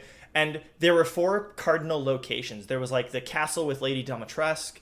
There was a dollhouse. There was a water area, and then there was this like factory. And there were these 4 lords in the story. And so basically, you go into one of the areas and like you do the whole thing there. But each of the 4 areas had its own distinct feel. Like the castle was very classic Resident Evil. You're finding like little secret keys to unlock like the statue pathway to get to the top of the building, where you have to find like the head of the statue to put in the thing to unlock the exit, and then you fight the monster. So that was like very classic Resident Evil. And then the dollhouse felt a lot like Resident Evil 7. You lost all of your items, and so it's like just pure horror. And then factory is like you're really running and gunning through it, so kind of like Resident Evil 4 towards the end of the game. That sounds sick. It was great, and it looked so good on PS5. It was really great. It didn't take itself too seriously, which is so important for a game like this. Mm-hmm. And then I think the thing I'm most excited about is the ending. The implications for going forward in the Resident Evil universe are like so exciting. I don't want to talk about where it ends because I want you to like play it for yourself. Yeah, for sure. Like, the ending made me so excited for where they're going forward. And I really just love that Resident Evil 7 and 8 are breathing this new life into this series, especially with new characters. Because like, we were getting sick of like, Leon and Chris, performing, Tom Cruise like stunts and, punching boulders and, fighting in a fucking volcano. Like, that's just too much. So I'm glad that they grounded it and introduced some new characters to sort of take the franchise I think forward. Village is the most relevant Resident Evil's been in a long, long time, and that's really cool to see because I love Resident Evil. I'm a big fan of the series. Yeah, it was a truly fantastic game. And then sort of a game that didn't quite stick the landing, but a similar genre. I know you just got a PS5. Did you pick up Returnal? I didn't. From what I've heard, not sure it's going to be my scene. Yeah, I can't really recommend it, I'm afraid. Yeah, it seems like it's, I don't know, really, really, I'm trying to think of the way to describe it. Anyways, you describe it. You've played it. So it's a roguelike. It's kind of like a Metroid Prime roguelike, where you have this world that is randomly generated every time. It's like a time loop game. So it's like, oh, you die, you wake up at the start, you have to go through it again. You die in the game, you die in real life. I wish, dude. That's kind of how I felt playing the game. It wasn't bad. Like, I liked the gameplay. It's like, my issue with these roguelike games a lot of the time is like, you're just playing the game, and if you get like a really good run, it's because you found like a really powerful gun or like a series of great pickups in the right order, or like you fought against like easy enemies early on to like build yourself up and to get that experience. And so it just like, it was such a chore kind of by the end of it. And it was fun to play. Like, I really enjoyed it, and I thought the story was doing some really cool things. I was like very interested in like, why am I caught in this time loop? How did she get to this planet? What's going on? There were these like, to kind of do light spoilers because it's very early in the plot you find out, but there's like Earth things that land in this alien world. Like, you find like a house, and it's the house you grew up in, and you find like toys from Earth, and you're like, whoa, what the fuck? Like, what's going on? Do these aliens like have a way of getting in my head and manifesting this stuff? Like, I was so curious. And then the ending was so fucking bad and ruined everything. Like, I played the ending because I was so curious. And I was like, God, I can't wait to find out. I'm so close to finding out. The ending sequence, like the final area you get to, is so fucking cool. And then you fight the final boss. And then I saw the ending and I was like, wait, what? Are you fucking kidding me? Is there anything worse than that when like everything is going so well? It's hype moment after hype moment. And then it's just fucking, they break both of their fucking legs at the landing, dude. Such a shame. This is a game that would have benefited from answering less questions. And I will say the ending was very like open to interpretation, but the main question I think that they answered completely spoiled it for me. And I hate to say it, but that's just my taste. It didn't make me want to pick up the game and play it ever again. You have any other like small ones before we really delve into the final Honestly, squad? I feel like that's kind of everything I brought to the table. Mario Party Superstars is just like the best of all Mario Parties. Yeah, I really enjoyed having like these Mario Party 2 and 3 games back. Final Fantasy VII Remake I played this year for the first time. That game on PS5 in particular, that game is an absolute work of art. It is absolutely stunning to me that Square Enix, you know, a company that for better or for worse hasn't really been taking significant risks in their games, went so far as to completely rewrite Final Fantasy VII and to take changes to it in such like risky ways. I haven't played the intermission chapter, but Final Fantasy VII Remake is without a doubt one of the most ambitious games ever created. Wow, high praise. It is great though. It's a great game. I agree. Before we go, I gotta plug this one little Switch game. It's called Tori 3D, dude. What? Toree 3D. And its more recent sequel, Tori 2. These games are $1 each. I implore everybody to play them. They're basically Nintendo 64 graphics or like PlayStation graphics. It's a platformer. And basically you run to the end of the level as quickly as possible. And these silly little games, oh my God, they're fucking incredible. I can't gush about them enough. They're not long. They're $1, dude. It's going to take you like 2 hours to play through it. And like, you know, maybe another hour on top of that if you want to 100% it. But it's so fun. These are the games that Sonic 3D wishes it was. Truly. Wow. I just looked it up. It looks really fun. It looks like awesome. Very colorful and interesting. And it does look exactly like an N64 game. Yeah. Well, so now here's the real nice icing on the cake is that there's a very, very unsettling horror element in it. Ooh, I love it. It's not overwhelming. It's light. But now and then I would see something and I was like, what the fuck is that doing in this game? And then I did some research, and it turns out that the guy who made this basically made like a collection. A lot of developers will make like a little collection of games, right? And kind of release it almost as like a demo disc, sort of a bunch of different games. And this was one of the games from that series or that little disc, so to speak. And it did well, and so we made another one. And the fact that they're only $1, like, I can't commend this guy enough. He deserves the credit for making these. These are really fun games, and I absolutely had to plug them. I had a lot of fun with them. I can't say they're game of the year, but sounds like my kind of thing. Oh yeah, for sure. It's a Switch must-have in my opinion because it's just so fun. It's so simple. Well, excellent. I'll definitely look into it, man. Thanks for the recommend. What else do you have on your list? Because I just realized there is one more game I want to talk about before we go to the end of the year stuff. Let me say Let me see. All I've got are my. Oh, let me talk about Before Your Eyes quick. Oh, 'cause yeah, that's not a game of please. the year for me, but this is a fascinating game. It's a beautiful indie game. And the whole idea of this game is that you're playing, it's a first person, let me just explain how the game works. You're playing in the first person as this soul who's departed, life, and they're in the afterlife. And you meet this man in a boat, and he's like the gatekeeper, so to speak. I'm simplifying because I'm gonna try to keep it relatively spoiler free. It's a game I think everybody should play, but you're basically gonna be taken back through your life to experience it again and be judged. And you have to have a webcam hooked up, and every time you blink in the game, you jump forward in time. Whoa, what the fuck? Yeah, it's insane. And you can never go back. You can never, rewind the clock. Whoa. So if you're having, a beautiful moment with, your family in the game or something, or you're seeing a scene that's, really emotional, the second you blink, you're gone. Whoa. You're into the next. And you don't know how far you're going to jump. You don't know. And it's done to great effect. And there's so many shocking moments that happen because of it. And it's really, it takes a turn, though.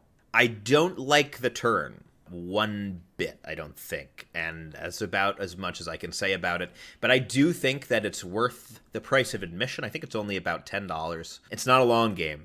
And in fact, I believe it clocks in just short of 2 hours.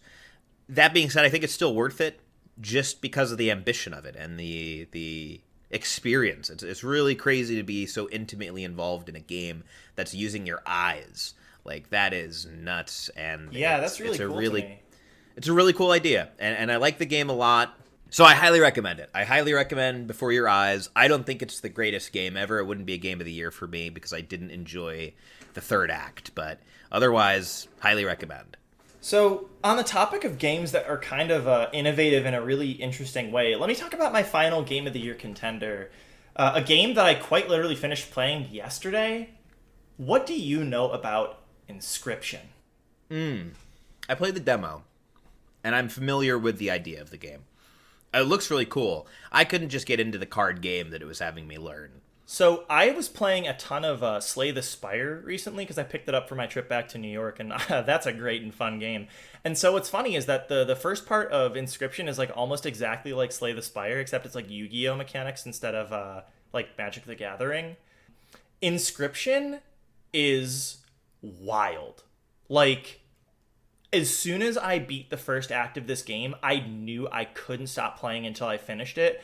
And I will say it loses a little bit of momentum every time you go from one act to another, I think is understandable. Especially the third act, you're just you want it to get to the conclusion so bad, and you have to play through this card game as you're doing so, which is kind of sucky. But fuck, dude. I beat the game, and then I just spent hours looking up every little thing about the hidden details. I gotta say, dude, Undertale levels of intrigue. And I don't say that lightly. It was I couldn't stop thinking about it. Absolutely brilliant. The whole thing, dude, it was stunning. I can't believe this game flew under my radar for so long. Wow, that's fucking high praise. I might have to re-add it to my list then if it's that impactful.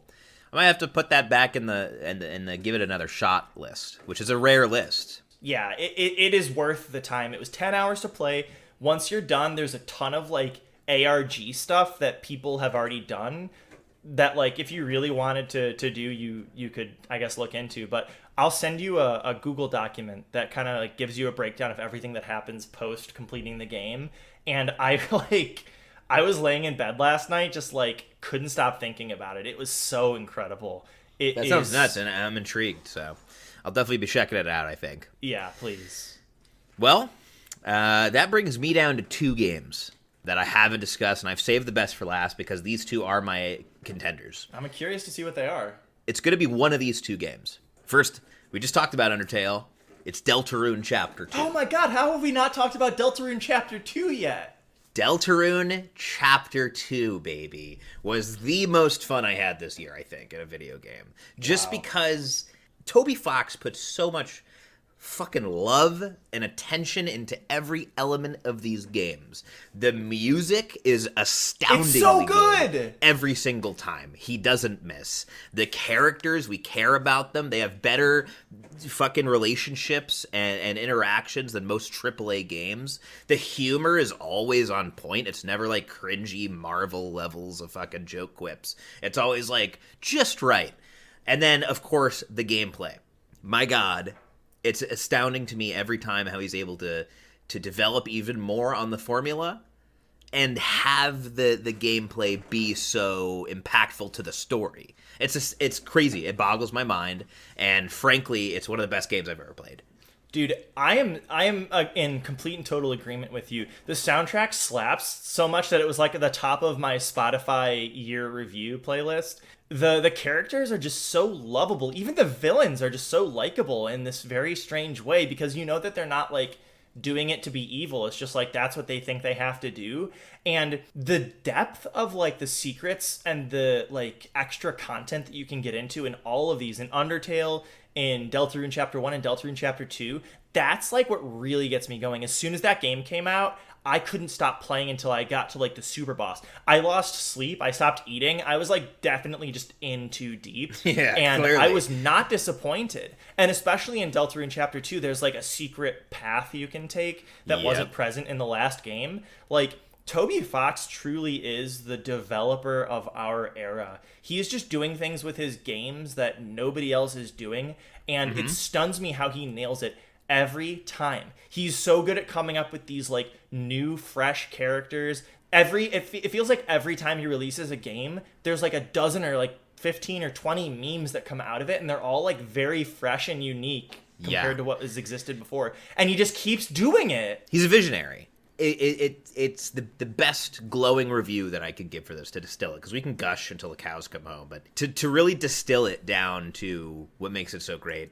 I feel the way when I finish a chapter of Deltarune or a game in the Undertale series, I feel the way that I feel after finishing an entire like anime or an entire show that I loved. I feel empty. I feel like I need to talk about this with people. I feel like I need therapy. I feel like I've fucking experienced something that I'm only going to be able to experience like that once in a lifetime. And the fact that we have 3 more chapters of this is just one of the most exciting things to think about. Once Deltarune is fully released, it's going to be a historic moment, because holy fuck. I think it's going to be the game of the decade. Like the game of the decade. I do think that. It's so creative, it's masterfully done.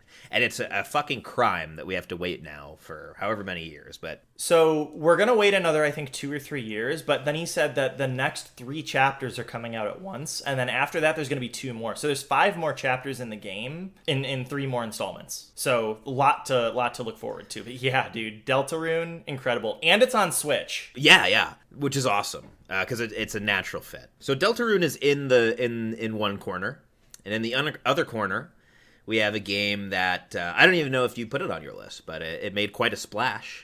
It's Valheim. I hated Valheim. Oh man, that's a shame. I think Valheim is one of the best things to come out of the indie space since Undertale. Valheim was made by like 8 dudes, or maybe less. I don't know. It was an incredibly small team.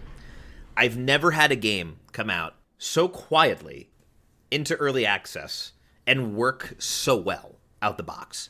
This, to me, is now the gold standard for what an early access game should be. Your game should not be coming out half-baked, a fucking Frankenstein monster of parts. It should at least be on par with Valheim in terms of how it works. Valheim has a bunch of different systems, and it's a challenging game. It's incredibly challenging. And the content, wasn't endless, of course, but it just worked. I could log in, and I could play with my friends. I was even able to host a server. I was even able to figure that out. So I love that, and I also just love the game. I loved that it harkened back to like Oblivion. If you want to chop down a bunch of trees, you're going to level up your chopping down trees skill. Or RuneScape's a good comparison as well. Yeah, that's fair. I love the punishing world. I love the punishing combat. I like that it's Minecraft, but with a more realistic coat of paint. I like the beauty of the game and the thrill of playing with friends and adventuring deep and trying to get your haul home. I loved this game. This game felt like a natural evolution from Minecraft, if that makes sense to you. So for me, I loved it. But I'm interested to hear, though, how you could possibly hate this game that I love. So I don't think I have necessarily the same attachment to games like Minecraft, like these survival games, because I know you're a big fan. You played Don't Starve, which I also didn't like. Well, yeah, it actually, and to clarify the record, there's a lot of survival games I fucking hate. I've played a lot of them. I think the only ones that have ever stuck for me are Minecraft. So the fact that Valheim, I don't know exactly what it is about Valheim, but Valheim has entered the rare halls of survival games that I will play for more than a week. My issue with Valheim really comes down to just the stamina mechanic. I really didn't like it. Particularly, I thought the first, couple areas of the game were fine, but once it came to the swamp and the mountain biomes, I really hit a wall because I was like, you got to run into the swamp and you've got to, fight the skeletons, but you're wet all the time and the wet debuff stays on you for a minute. And on top of that, it's always going to be raining. And so I was just like, this is too punishing. It takes too long to do any one thing. And that's like, it just became this really repetitive chore. And then again, like when we got to the mountain, I was like, oh, so we got to go like hunt wolves and like we can't go into the mountain and like the stamina because we're cold all the time. It was just like, it was too, it slowed the game down in this like really artificial way where it stopped being about survival and collecting the resources and started being about, I can go this far and then I have to stop and just wait for my stamina to come back. And I have to go this far and stop. I will say, yeah, if I think back to my time playing the game, most of my fond memories of it are from the forest before we set out to like the deserts and the swamps and whatnot. So I can see that for sure. The game, when it's in the beginning phases, is definitely a simpler, more charming experience. I can agree that it's a little too punishing, right? Like, yeah, like you said, the swamp, when you go there and you're just constantly bogged down or poisoned, and it's like there's too many fucking things going on. This has all the debuffs of Dark Souls without the satisfying rewards, and that didn't feel very good. Exactly. And I will say there was a time too when my buddies and I, like, we had like outgrown the island that we had started on, and so we were like, all right, we gotta take a boat and we gotta go to the next area. And so we packed all of our stuff in. We brought all of our armor, all of our weapons and stuff. We're like, all right, cool, we're gonna go build a house in this new area and start there. And so we spent all this time sailing there, which takes way too long, especially considering how open the water is. Yeah. We finally got there and like we sailed too close to one of the biomes, the one that has the mosquitoes, right? And a mosquito flew out into the ocean and killed us all. And so like we lost all of our stuff. And so we were like, okay, so we're going to have to build a raft and just like slowly sail back to go get our stuff. And so we literally built a raft and spent about half an hour slowly sailing to where we died so we can get our stuff back. And literally half an hour in, we got all the way there and a fucking sea serpent came out of nowhere and just waxed us all. Yeah. And I told you about my experience playing Subnautica. That shit fucking spooks me. Oh, I bet you shat your It pants. destroyed our boat. It's like 2 a.m. I'm screaming because I'm horrified. Yeah. And the sea serpent is just like, and the worst part is it winds through the water, and so it doesn't even come directly at you. And so like I'm swimming, I'm almost at land. I'm like, I'm almost safe. And it fucking comes winding behind me and just ate me in one fucking bite. And I was like, guys, I'm done. Yeah, I've never played the game again. But I think the fact that you have that story to tell is a commendation. Yeah, the story about how I was terrified of this game. It's a commendation for Valheim, I think. The fact that you just had that fun story to recount, even though it wasn't fun for you at the time, like it's memorable to you. You know what I mean? I think that's what makes a good survival game. And it's something that everything has struggled to do, except for like Minecraft and now Valheim, in my opinion. But it also depends, you know. I mean, there are people who probably play like Ark and that kind of shit and get memorable moments out of it. And I guess that really is a good segue into crowning our game, perhaps. Well, hang on. Let's stop right there. And before we get into the game of the year labeling, Jesus this just Christ. in. Special report from Chief Destiny correspondent Casey Kozlowski. Casey, what's going on in Destiny right now? Hey, I'm looking at a year without an expansion, so people out here are pretty upset, to say the least. Jim, back to you. Just kidding. Let me dive deeper into Destiny. If you said at one point in your life that Destiny has one of the worst stories around, you'd be forgiven. This year was all about Bungie saying, you're wrong. We do have a story. We have rich characters. We have a rich universe. People log into the game now to experience the story. I never thought we'd see that day. 2021 was the year of Destiny having a good story, and that's fucking awesome. However, it was also the year of a lot of really shitty things. Bungie started taking away expansions that we've paid money for. They started removing content from the game that we can never play again. And they do this all because they say, it'll help us release content quicker. Doesn't make it feel any less shitty that I once paid a good amount of money for content that I don't even have anymore. That's bad. The new light experience in the game is horrendous. I can barely recommend this game to new people because it's a nightmare to play compared to other games, Final Fantasy, and I'm sure WoW, the onboard player's a little better. The new player experience is abysmal. The transmog system is abysmal. I think a lot of the story pacing still has some kinks to work out. But all of that aside, the story is the best it's ever been. The game feels as rewarding as it's ever been. The raids are great. The dungeons are great. The content is there, and I'm excited to see what happens next. And so Witch Queen is a big make or break moment for Destiny, because nobody is happy that they're removing this content. Nobody is happy about the weird monetization shit they're starting to do with the pricing of expansions and dungeons. And so Witch Queen needs to blow us out of the water, frankly. We've seen over this year that the story can be incredible. And the story has been incredible for this year. The seasons have provided a lot of great content and a lot of really awesome story and development and new, rich characters that I care about. So Witch Queen needs to knock our fucking socks off, especially after it's been delayed for 4 months.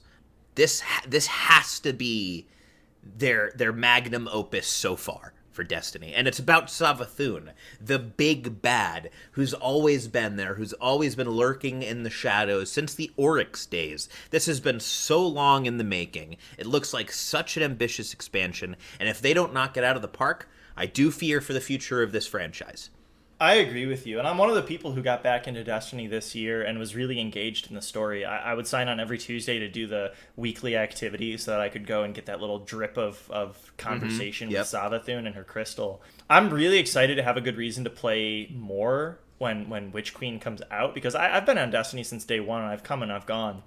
But when I got back into it earlier this year, I think I picked it up on sale, and I was like, yeah, I'll get back into Destiny. I was really enjoying the new raids. I did Garden of Salvation. I did, what was the one that came out after that? It wasn't Deepstone, right? Deepstone Crypt? No, it was Deepstone. I was really, they were both so cool. And especially that moment in Deepstone Crypt when you're going through the space bridge.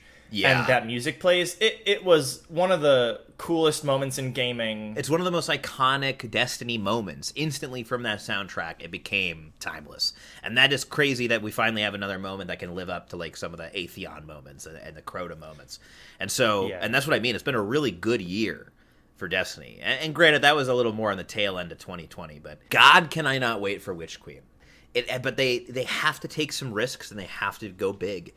Again, it feels like this year feels like, the movies leading up to Avengers Infinity War. We're meeting these big characters. We're making friends out of enemies, where these major players are coming into the fold, and we're losing major players as well, and we're finally face to face with the major fucking villain, the Thanos, arguably, of the Destiny universe. And so it's got to be as good as an experience as fucking Infinity War / Endgame were for Destiny players. You know what I mean? It really does feel like things are kind of breaking down. We're sort of allied in an uneasy truce with the Cabal. We are allied with a faction of the Fallen. Mm-hmm. We're in conversations with the Hive via Savathun. Yeah, we're talking.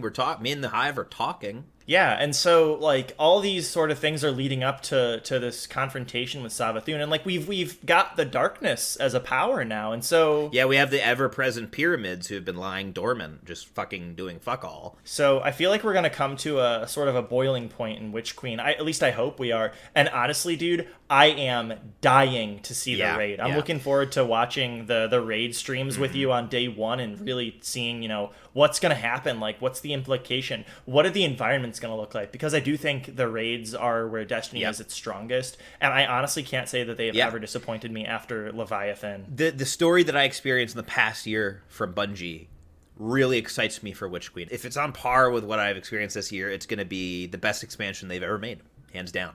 So color me excited, folks. It's going to be a big year for Destiny 2, and I cannot fucking wait. We're getting close now. It's only about 2 months away. And you know who else it was a really big year for is, we talked a little bit about it with the Ruined King, but League of Legends popping out, the best TV show of 2021. Truly, and I haven't finished it yet. I'm mostly through the show, and I've loved what I've seen. I don't think the story is the best thing I've ever seen, but the animation sure is, for a Netflix show. So it's able to elevate everything else around it so much that it heightens the whole experience, and really, which is kind of true for Spider-Verse as well, which this reminds me a lot of. I felt the same. Spider-Verse, on its own, if it was just animated like any other cartoon, wouldn't be that impressive. It's its unique style dripping out of every pore of the creation that makes it so impactful, and that's true with Arcane as well. I mean, the style here is second to none. I never thought a fucking Imagine Dragons song would get stuck in my head again, but here we are with the theme song to Arcane constantly haunting me in my dreams, just because it's such an infectious world. It's such an addicting world to sink into. And this is coming from someone who doesn't know a fucking thing. I knew that the girl with the blue hair's name was Jinx going into this. That's all I knew about League of Legends. So, to say the least, it's impressive that it got me into it. I'm a huge fan of League of Legends. I have been since I started playing it back in 2010. I've always liked those games, like the Warcraft 3, like custom games. Like, I never played Dota in Warcraft 3, but I played similar games, and so League of Legends really came to me quite naturally, and I've played it for the entire time it's really been around. And so to see them finally starting to expand that universe and to bring these characters that I've been familiar with for, like, I think Jinx and Vi came out, like 6 or 7 years ago. It's been a while, and so I'm really impressed that they were able to take the source material and expand it in such a way. And I'll also say, like, they really did take liberties with the origin story as well. These are not stories that we've seen represented in the game.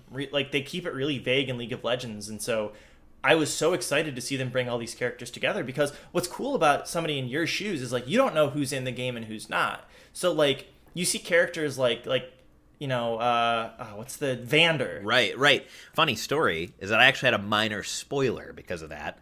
I was getting curious. I was basically at the end of the show. I've got one episode left, and I was like, I want to know who's in the game. Like, I'm curious to see who's in the game. So I looked at a list of the characters, and that was fine. Most of the people I expected to be on there, as well as some surprises, were there. But then I saw one character who looks so different than they do in the show right now, and I was like, oh god, I jumped the gun a little bit. What character is that, if you don't mind my asking? It was Victor. Victor looks very different in the game, or at least from what I saw on the website, than he does in the show. At least for right now. I don't know if the last episode changes that, but so I was like, "Whoa, dude! Something big's gonna happen with him." All of these characters are really nuanced and, like, very gray. Like, the best part of the show, and I do think the writing is top notch, because all the characters are so, like, shades of gray. There's no, like, right or wrong. Even, like, the main antagonist, you can kind of see his motivations for doing things.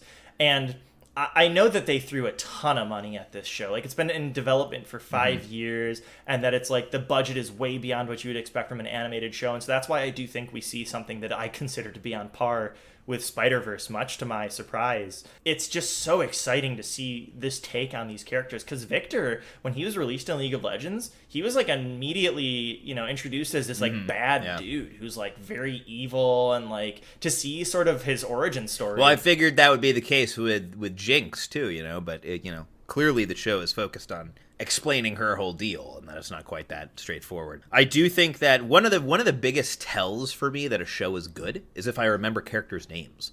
You know what I mean? Like Victor and Jace and Caitlyn, and like the fact that I know these people's names. In any other show, I'd probably forget them, or like in any anime. Like, ask me about like Jujutsu Kaisen. I don't know any one of their fucking names still. Like, and now granted they're Japanese, but that doesn't change the fact that like I think a really good show that you're into. One of the first tells for me that you're getting sucked into that world is that you know them on a first name basis. You can recall these characters and immediately know their name. And so far, so good with Arcane. So I hope it doesn't take another 5 years because I really want to see more of that show. It's not going to take another 5 years, but they said that there wouldn't be new episodes in 2022, which kind of sucks. But I think it'll be worth the wait. I mean, that's fair. That's understandable. For something of this quality, a year turnaround would be simply ludicrous. On that note, as we approach 2 hours, this is going to be a fun thing to edit, and of course it's not going to be 2 hours long when we get to the final product, but I'm sure. Yeah. What is your game of the year, Casey? Break it down for me, buddy. Well, I don't think it comes as any surprise given how much we just gushed about it. It has to be Deltarune Chapter 2. Oh wow, not even a full game. No, which is crazy. A free installment of a game that will eventually be released is my game of the year. I also do want to say before I delve into this how exciting and refreshing and hopeful it is that my game of the year candidates are all indie games that were made by skeleton teams. Like, what a joy. And what a damning indication of the AAA industry as well. No offense, boys, but step it up. I mean, you're getting clowned on by indie games. And not even for the first year. I think our previous time that we discussed Game of the Year, Hades won, if I remember correctly. Yeah. These indie developers are really changing the game, and I hope start to shape the industry to be more in line with what they're doing, because the creativity on display and the heart and passion on display with Deltarune Chapter 2 was the most memorable thing I experienced this year. The most memorable media I consumed. Unlike Call of Duty, which is the worst media I consumed, I'd say Deltarune was the best. I'm so excited to hear you say that, because I remember you were once in the opinion, like, I'm going to wait until it's all done and it all comes out. And I kind of had to convince you to play it. Yeah. Well, because it's so tough. And I still do. It's so painful for these games to end. For these chapters to end and to be like, I have to wait another 3 years before I get another drip of this dopamine. I know, I have to wait another 3 years for him to randomly come out of the fucking smoke and just give me a gift and disappear for another 3 years. That's frustrating as a player, because I want to experience the whole thing at once. I want to destroy this story. I want to slam through it in one sitting, you know what I mean? I want to binge it. But perhaps that's part of the beauty of it. Time will tell. I definitely think he has something going for him in releasing these so far apart without any announcements of when to expect them, because that sort of hype is really what drives this game forward. When Undertale came out, I remember everybody was like, wow, this game, like, holy shit. And I was like, what's the deal with Undertale? Why is everybody talking about this game that looks like dog shit? And then I played it and I was like, holy fuck, I get it. Like, I finished the ending, I'm sobbing and fucking... I think that's how these games are for everybody. It's like everybody you ever show these games to is like, that looks like garbage. It looks like a fucking Flash game. But you just gotta like, once you play it, then you're like, I get it, it clicks. I think the timing of the releases pays off. I think there's something to be said about completely forgetting about this world and then having it re-enter your life without warning suddenly. I think that is kind of a beautiful tie-in to the world of the game. You know what I mean? It feels like an adventure then. When you're like, oh, we're back.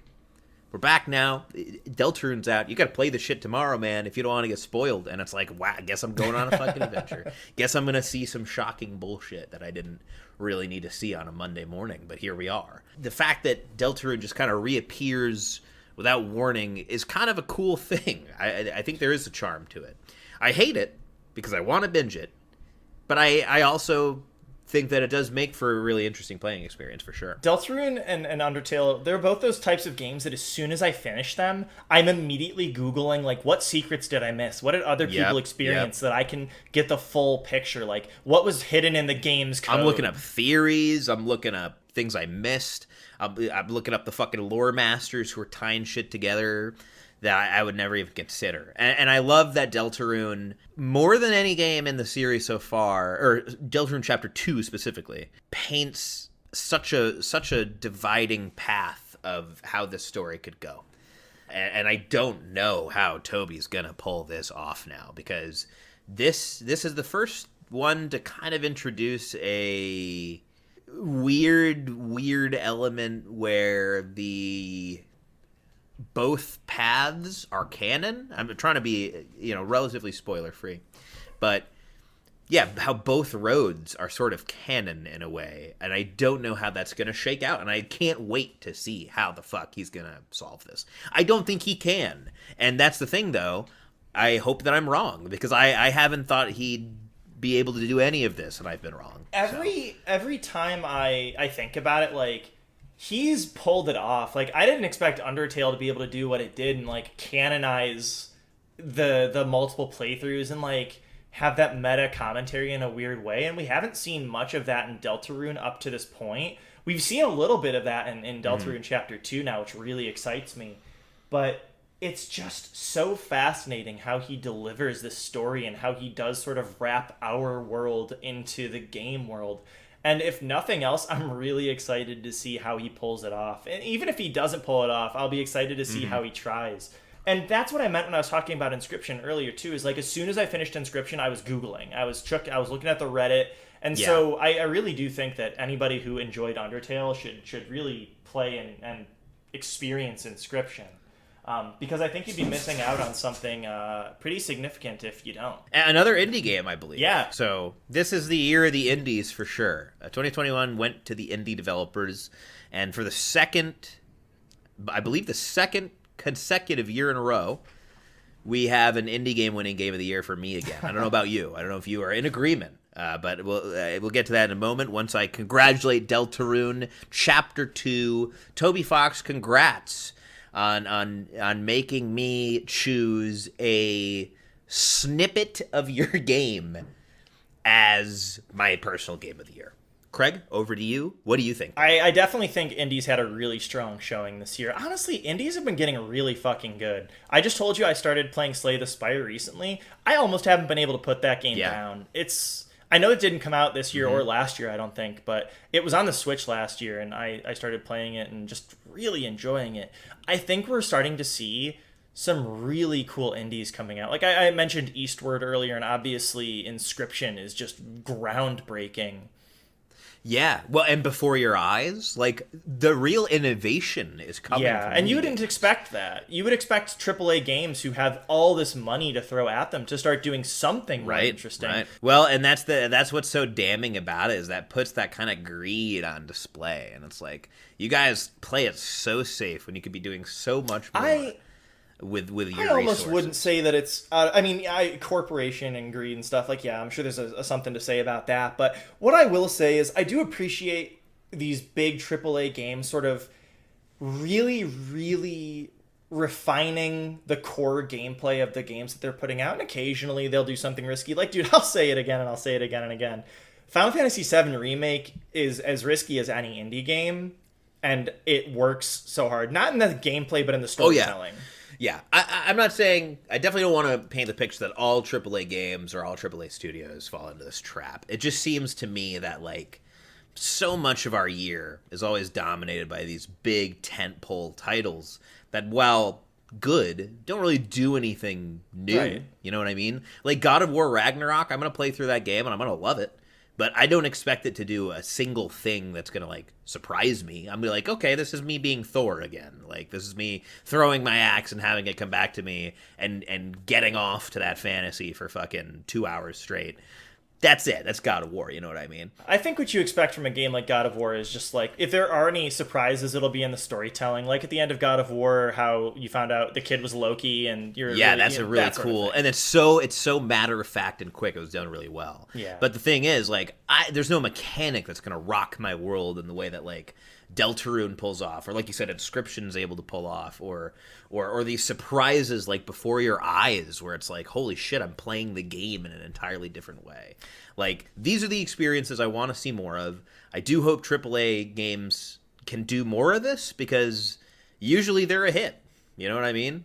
I would be interested to see AAA games do that. I mean, honestly, you look at games like Nier Automata, that sort of does it too, but it's very rare. But again, to sort of provide the comparison, like you wouldn't go to a Marvel movie or like a popcorn flick and expect to like completely change your vision of how a movie is made. That's a good analogy. I was gonna say that actually. Yeah. Is that AAA games are like popcorn flicks. You know what I mean? They're good. They're big. They're spectacle. It's like Marvel movies. You get what you pay for. Yeah, and it's like, okay, cool. I'm in the mood for a Marvel movie. But if I'm in the mood for something like Hereditary, or if I'm in the mood for something like The Green Room, like these really good smaller films, Swiss Army Man, like if I'm in the mood for these wild films that are going to kind of change my experience, I'm going to go to indie games, man. That's where you're going to get the creativity, and you're going to get the really weird niche shit that I think you and I are both into. And they have to make up for the lack of, budget and the lack of, technology in telling these things in a more interesting way to really get put on the radar. And so I commend them because more indie games come out than AAA games every year. And, not all of them stick out. So the ones that do, kudos to them. Like, I really think that Deltarune, which is just a triumph in every way so far, and Inscription and games like that are really doing cool stuff. But I guess, unfortunately, for better or for worse, I'm going to be a corporate shill again, because I remember last year, controversially, I made my game of the year Doom Eternal, which I stand by, because that game is still consistently everything I've wanted in a Doom game. It may not come as a surprise to anybody, but my game of the year is without a doubt Metroid Dread. Yes, that is on brand. That is on brand. I really, really did not like Metroid Samus Returns that Mercury's team put on the 3DS. The 3DS one. I thought it was bad. The enemy variety was horrible. It was the same enemies over and over again. It had these new abilities that were just game breaking and completely took the point of the game out. And I was really, really concerned that I would have the same issues with Metroid Dread. I was really, truly pleasantly surprised. I found the game challenging. I found the added mechanics to be fair. And honestly, one of the coolest things I think they did is sort of change your expectations with the upgrades. And so in previous Metroid games, you get things like the space jump. You get things like the speed boost, and like they're just these really powerful absolute upgrades that completely change the way you play the game. And what I liked in this game was like, rather than get the beam that goes through walls or goes through enemies, you get this thing where it's like you charge up your beam and then it can go through walls a little bit. And that helps you progress without completely going through walls, which is a really powerful and game-breaking beam. Yeah. You get the jump boost, which gives you a double jump before you get the space jump. And so before you get these powerful upgrades, they sort of reduce the power level, which only adds to the feeling like you are a little more powerless in this game at first. They tease you a little bit, Yeah, you're less powerful than Samus typically is. But then eventually you do get the space jump. You do get the wave beam. You get these added missile upgrades. You get the screw attack. And then by the end of the game, you're just running through the whole game, just disintegrating everything because you're the most powerful being in the galaxy. And the things that they do with the story are fascinating. As somebody who's been with Metroid since, Metroid Fusion when it came out, and then I went back and I played all the other ones, it's really, really fascinating how they brought it all together. And I really, truly think they did a great job of completely wrapping up, everything that happened from Metroid 1 with the Mother Brain to, showing you Kraid again. And then you have the X-Parasites make an appearance in this game in a really cool way. And you sort of learn how things got to this point and who was really pulling the strings the whole time. And even like your save rooms and the companions, like they're all like somehow written into the plot of it in this really cool way. And ultimately the conclusion of the game does something that I never expected that so makes sense. And where the game ends, the ending is really quick, but fuck, it was satisfying.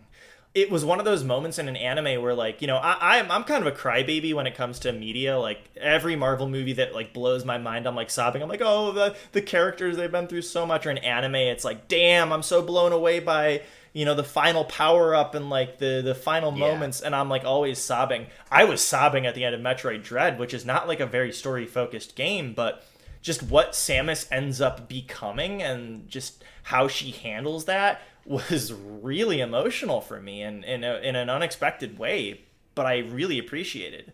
I Heck couldn't yeah. I couldn't really complain. I'd say if I had one criticism of the game, it's that, you know what? I can't even say I have a criticism of the game. I got lost early in the game and I was really frustrated. I was like, I don't know. I don't feel like powerful. I don't feel like I have any direction on where to go. But then I got over that. And immediately after beating the game for the first time, I started playing it in hard mode. And then I eventually got to the point I played again and again and again, back to back, which never happens in games, until I was able to get my playtime down to under 3 hours on hard mode. Damn, nice. Insane. I never thought I could do it. I guess I'll throw in the criticism.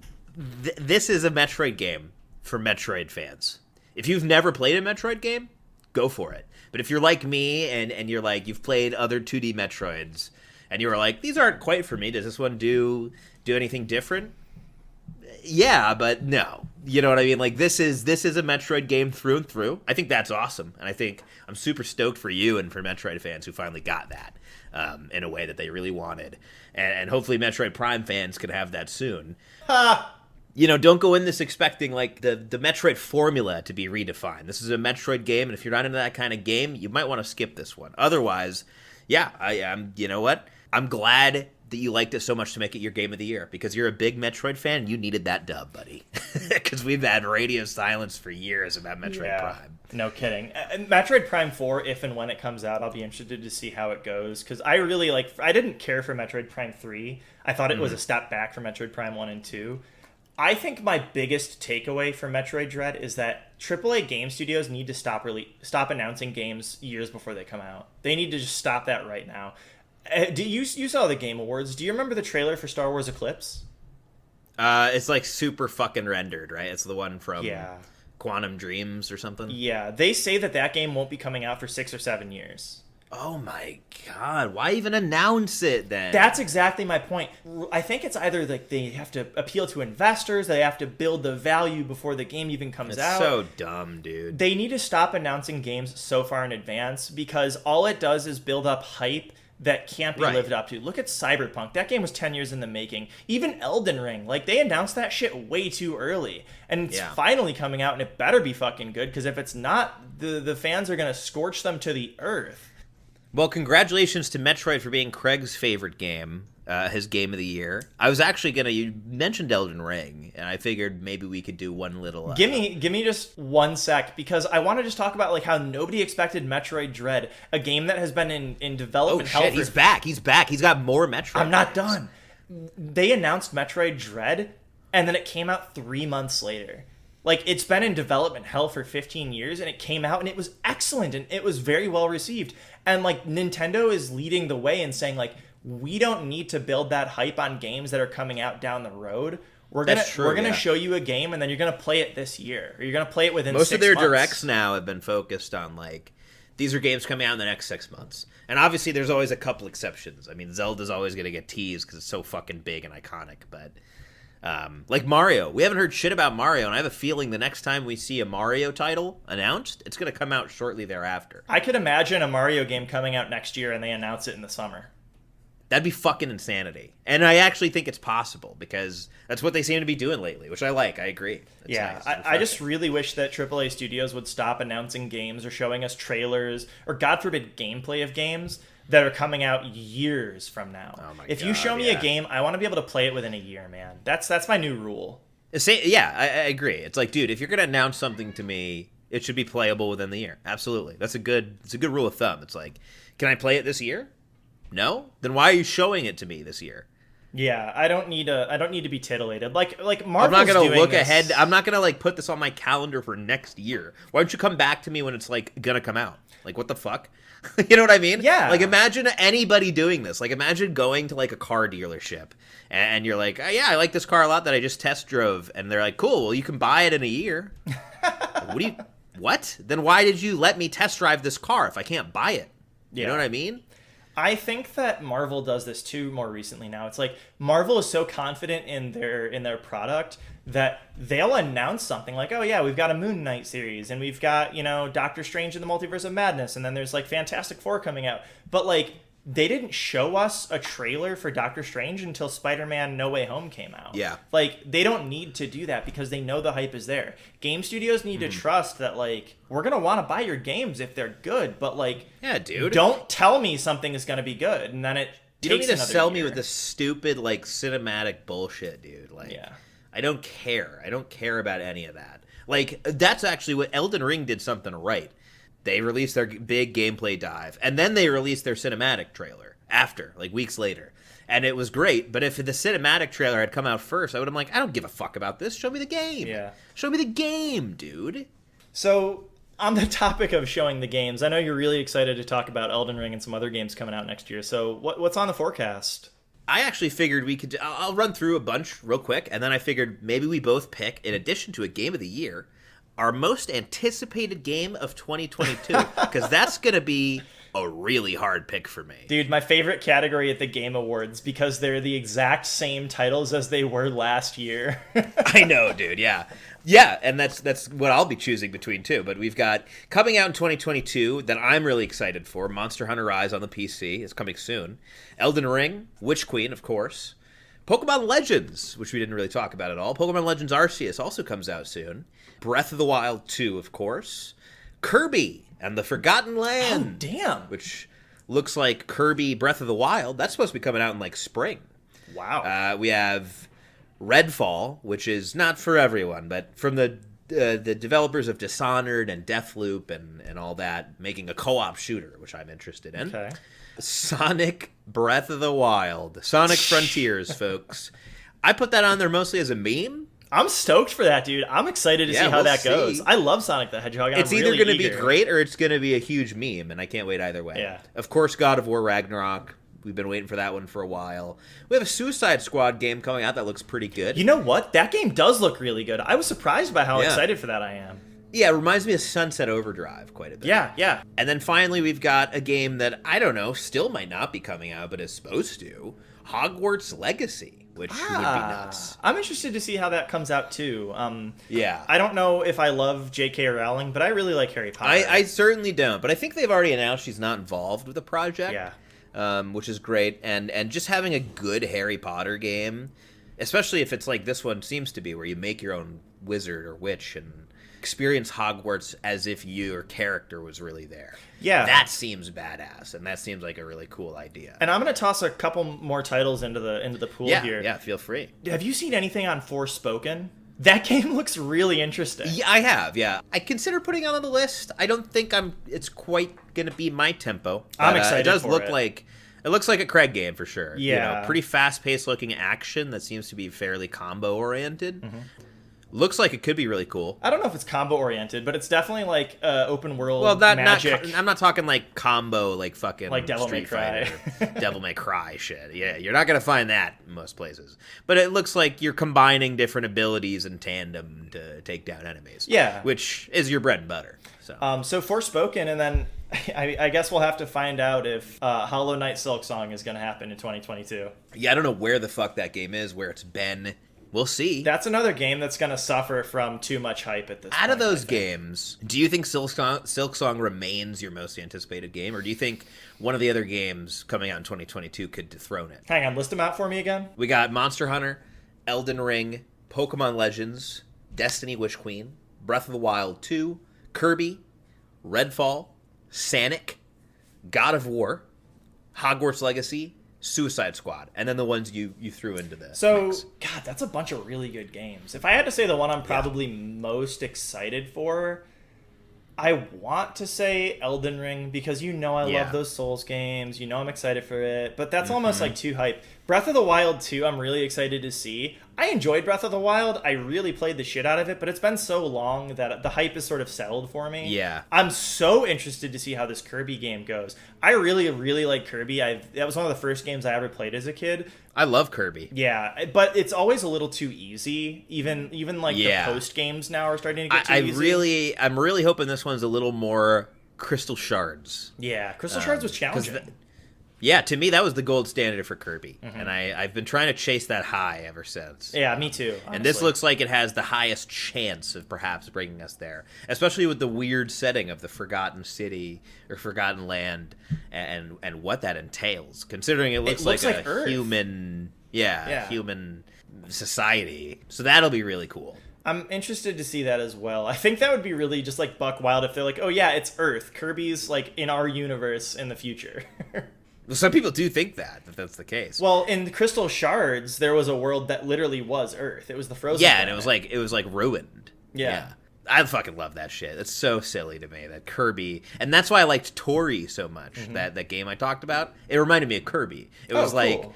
there's some disturbing shit in there that I was like, this is kind of weird. I'm gonna man. have to check this out, dude. I'm so interested now. I love games that are like slightly It's unsettling. $1, dude. It's absolutely worth every penny, every 100 penny. Every 100 pennies. You've got 100 pennies laying around. Go buy Tori. Yeah, go buy fucking Tori 3D, folks, on the Switch and support a good little game. I think I'm most hyped for Destiny, I think. If I had to pick one, because that's a long time coming. Like you said, the Taken King was such a big deal in Destiny, and I love Destiny. I love the lore. I think it's a long time coming, and I really, really hope they stick the landing. I also, honestly, like I brought up Forspoken because I'm really fucking stoked for Forspoken. The moment I saw that trailer, the gameplay looked very much like something I'd be into. It's very fast-paced, magical. It looks great, and it's going to be a next-gen exclusive. And it's a PS5 title. How about you, buddy? Okay, well, surprisingly, you picked Witch Queen, and me, as the diehard Destiny fan, I think I'm going to go in a different direction. I don't think it would come as a surprise that it's probably going to be Breath of the Wild 2 for me. I figured as much. I am a Zelda fan first and foremost. We did that whole episode about Zelda games, and I love Breath of the Wild. It was...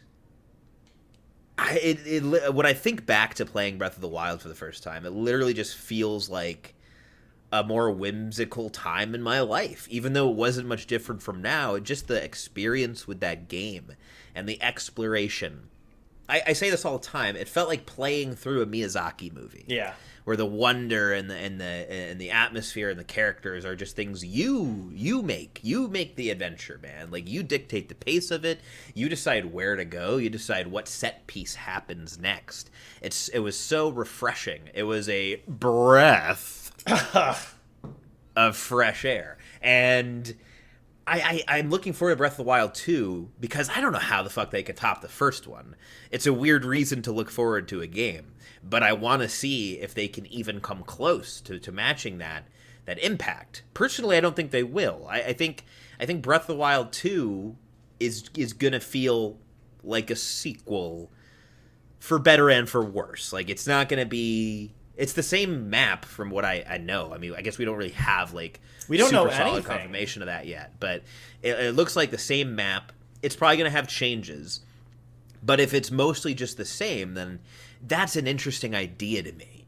The first one was like going off on your own brand new adventure. So if the second one is the same map, it's so wild that what you did in the first game is going to carry over. You know what I mean? Like, think about the fact that the first place I might go if it's the same map is a completely different place to the first place you might go, because we know our different favorite places on the map. We know the places that had the most impactful bosses or items that you found, and, like, you know, the order you went in for the temples, and, like, that's so exciting to me. Or if it's a brand new map, or if it's like I don't know, maybe a classic Zelda fucking Dark World, Light World scenario. We don't know yet.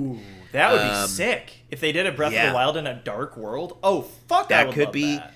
Yeah, I mean, it would be a natural kind of next step, perhaps. But I'm so curious to know what they're gonna do. Like, me too. I think the thing that I want them to do the most is to put in traditional dungeons instead of just the shrines. Me too. Yeah, I agree. That was the only thing I was lacking in Breath of the Wild. Like, the only thing. Yeah, it doesn't even have to be a ton. Look at Majora's Mask, which has 4 dungeons, but they're so memorable that it doesn't matter. It doesn't feel like just 4 dungeons in that game. Yeah, the dungeons in Majora's Mask were next level. I thought Ocarina of Time stellar. were good, but, like, Majora's Mask felt like Link to the Past dungeons translated to 3D. Yeah. Ocarina of Time's dungeons are very clean and relatively simple. They're fun. They're a delight to play through, but they're not going to challenge you that much. I think Wind Waker did a little more on that front, but like you said, Majora's Mask, I think, is the gold standard for dungeons. I would love to see that in Breath of the Wild. Though I'd love to see any other Zelda games dungeons. or dungeons of that quality in Breath of the Wild, because the Divine Beasts were not super great. I mean, they were fine. They were just fine, but I understand it was kind of a struggle, I'm sure, for them, because, you know, you can do them in any order, and you have to accommodate that people might not have items that they need to do them, or might have items that make the whole thing juvenile. So it's weird. It's a weird thing. I think what their best bet would be is to do what Master Mode kind of did, or not Master Mode, but the Master Quest. No, there was a DLC for Breath of the Wild. I think it was like Hero Trials or something, where you get the Master Sword upgrade. Oh yeah. That takes away all your shit, basically, when you start. Yeah, I remember. And you start like a fresh run. Perhaps do dungeons that way. Start the person with whatever items you want them to have, and then you can have a more traditional Zelda experience. You can even lock off some of their abilities.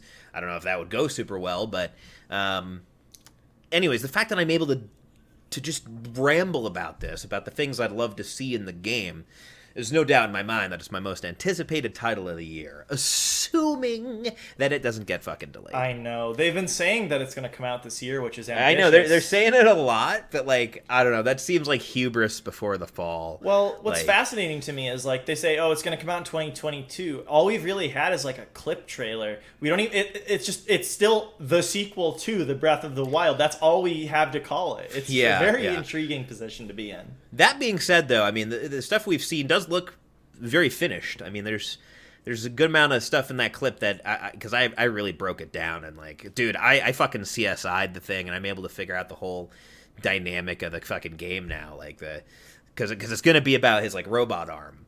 He has a fucking robot arm in the trailer, and that gives him, I assume, powers of the Sheikah slate that are a little more creative than just throwing a bomb and whatnot. You see him, like, swim through solid matter and shit. Yeah, it's cool. I just can't wait for that world to be back and for me to be able to sink into another Miyazaki film and just fucking sit on the couch, blast the audio through my speakers on the biggest fucking screen I can find, and just get lost in a world. Like, no game does it like Breath of the Wild did for me. Like, that felt like... It just felt magical. Truly. That's a good word for it. And so I hope the magic is kept in the sequel. Yeah, and I feel like when you put that game in front of me, I'll feel the same way. It's because it's so kind of far off, it's hard for me to really envision where I am. But what I just recognize is that this has been a phenomenal past few years of gaming. I feel like we're really in a new golden age, or the first golden age. It's hard to say because AAA games are really satisfying. Indie games are doing really cool things. And one way or another, dude, I always feel like I have more games on the list of games I want to play than I have time to play. And that's a really cool place to be for one way or another. I agree. I think 2022 is looking to continue that trend with some of the best, most anticipated titles coming out in a long time. Additions to series we haven't seen in a while, like Kirby and Sonic. And, like, I think it's going to be another great year. Who knows the indie shit we're going to see? Because that's the beauty of the indie stuff, is that they don't announce that early. Yeah. Valheim just dropped. It didn't even have a trailer, bro. It just came out. Like, and that was such a phenomenon. Same with Deltarune. Deltarune, he was like, I have a new video game coming out tomorrow night, and you can play it tomorrow night. See you then. It's like, dude, that's what I want. We're going to see some of that, I'm sure, with these indie developers who've been doing nothing but fucking developing in their homes, like, during COVID and shit. Fucking beautiful AAA games coming out. It's an exciting time to be a video game fan, for sure. Good TV shows coming out based on our favorite games. Like, it's a really good time to be into this shit. And I can't wait to see what 2022 has in store. I can't too, man. I'm definitely looking forward to talking with you about it over the year, and then I think likely we'll do another podcast in January 2023. Hell yeah, brother. Hell yeah. Well, thank you for having me, Craig. It's been a pleasure as always. Yeah, man. Glad to have you. Shout out to our winners and our losers of the year. And let's just recap. So for me, top game of the year, Metroid Dread. Loved it. 15 years in the making, really paid off. Worst game, Axiom Verge 2. Still love Axiom Verge 1, and if he does another game, I'm really hoping it's better than Axiom Verge 2, which was Stinky Pile of Poopy. Yep. And for me, the winner is Deltarune Chapter 2, an incredible installment in the Deltarune story. Did everything Deltarune 1 did, but better. Can't wait to see more of it. And, of course, Call of Duty Vanguard. Womp womp. Who knew? The series that has another subpar installment come out every year for the last decade and a half could finally miss the mark for me. Call of Duty was not very good, and I won't be playing any more of them unless something significant changes.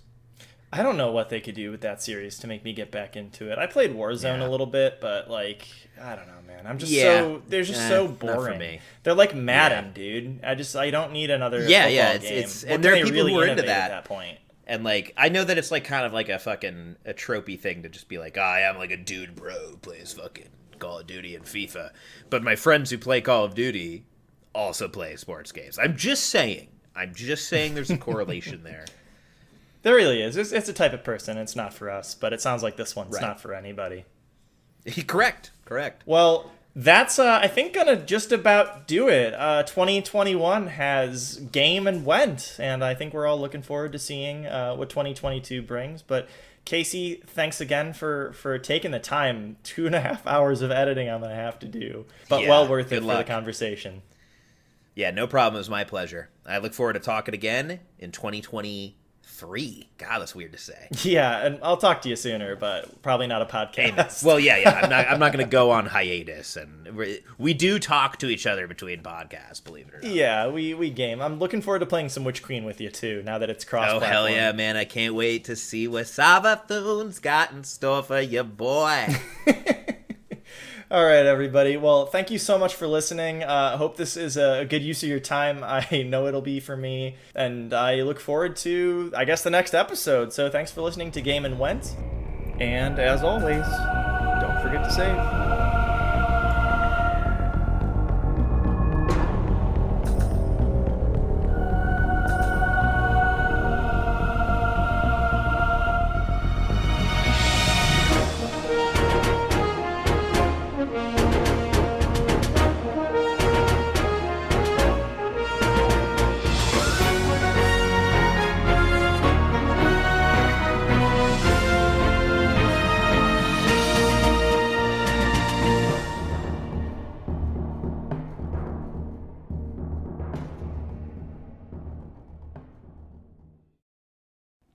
Let me eat a pepperoni.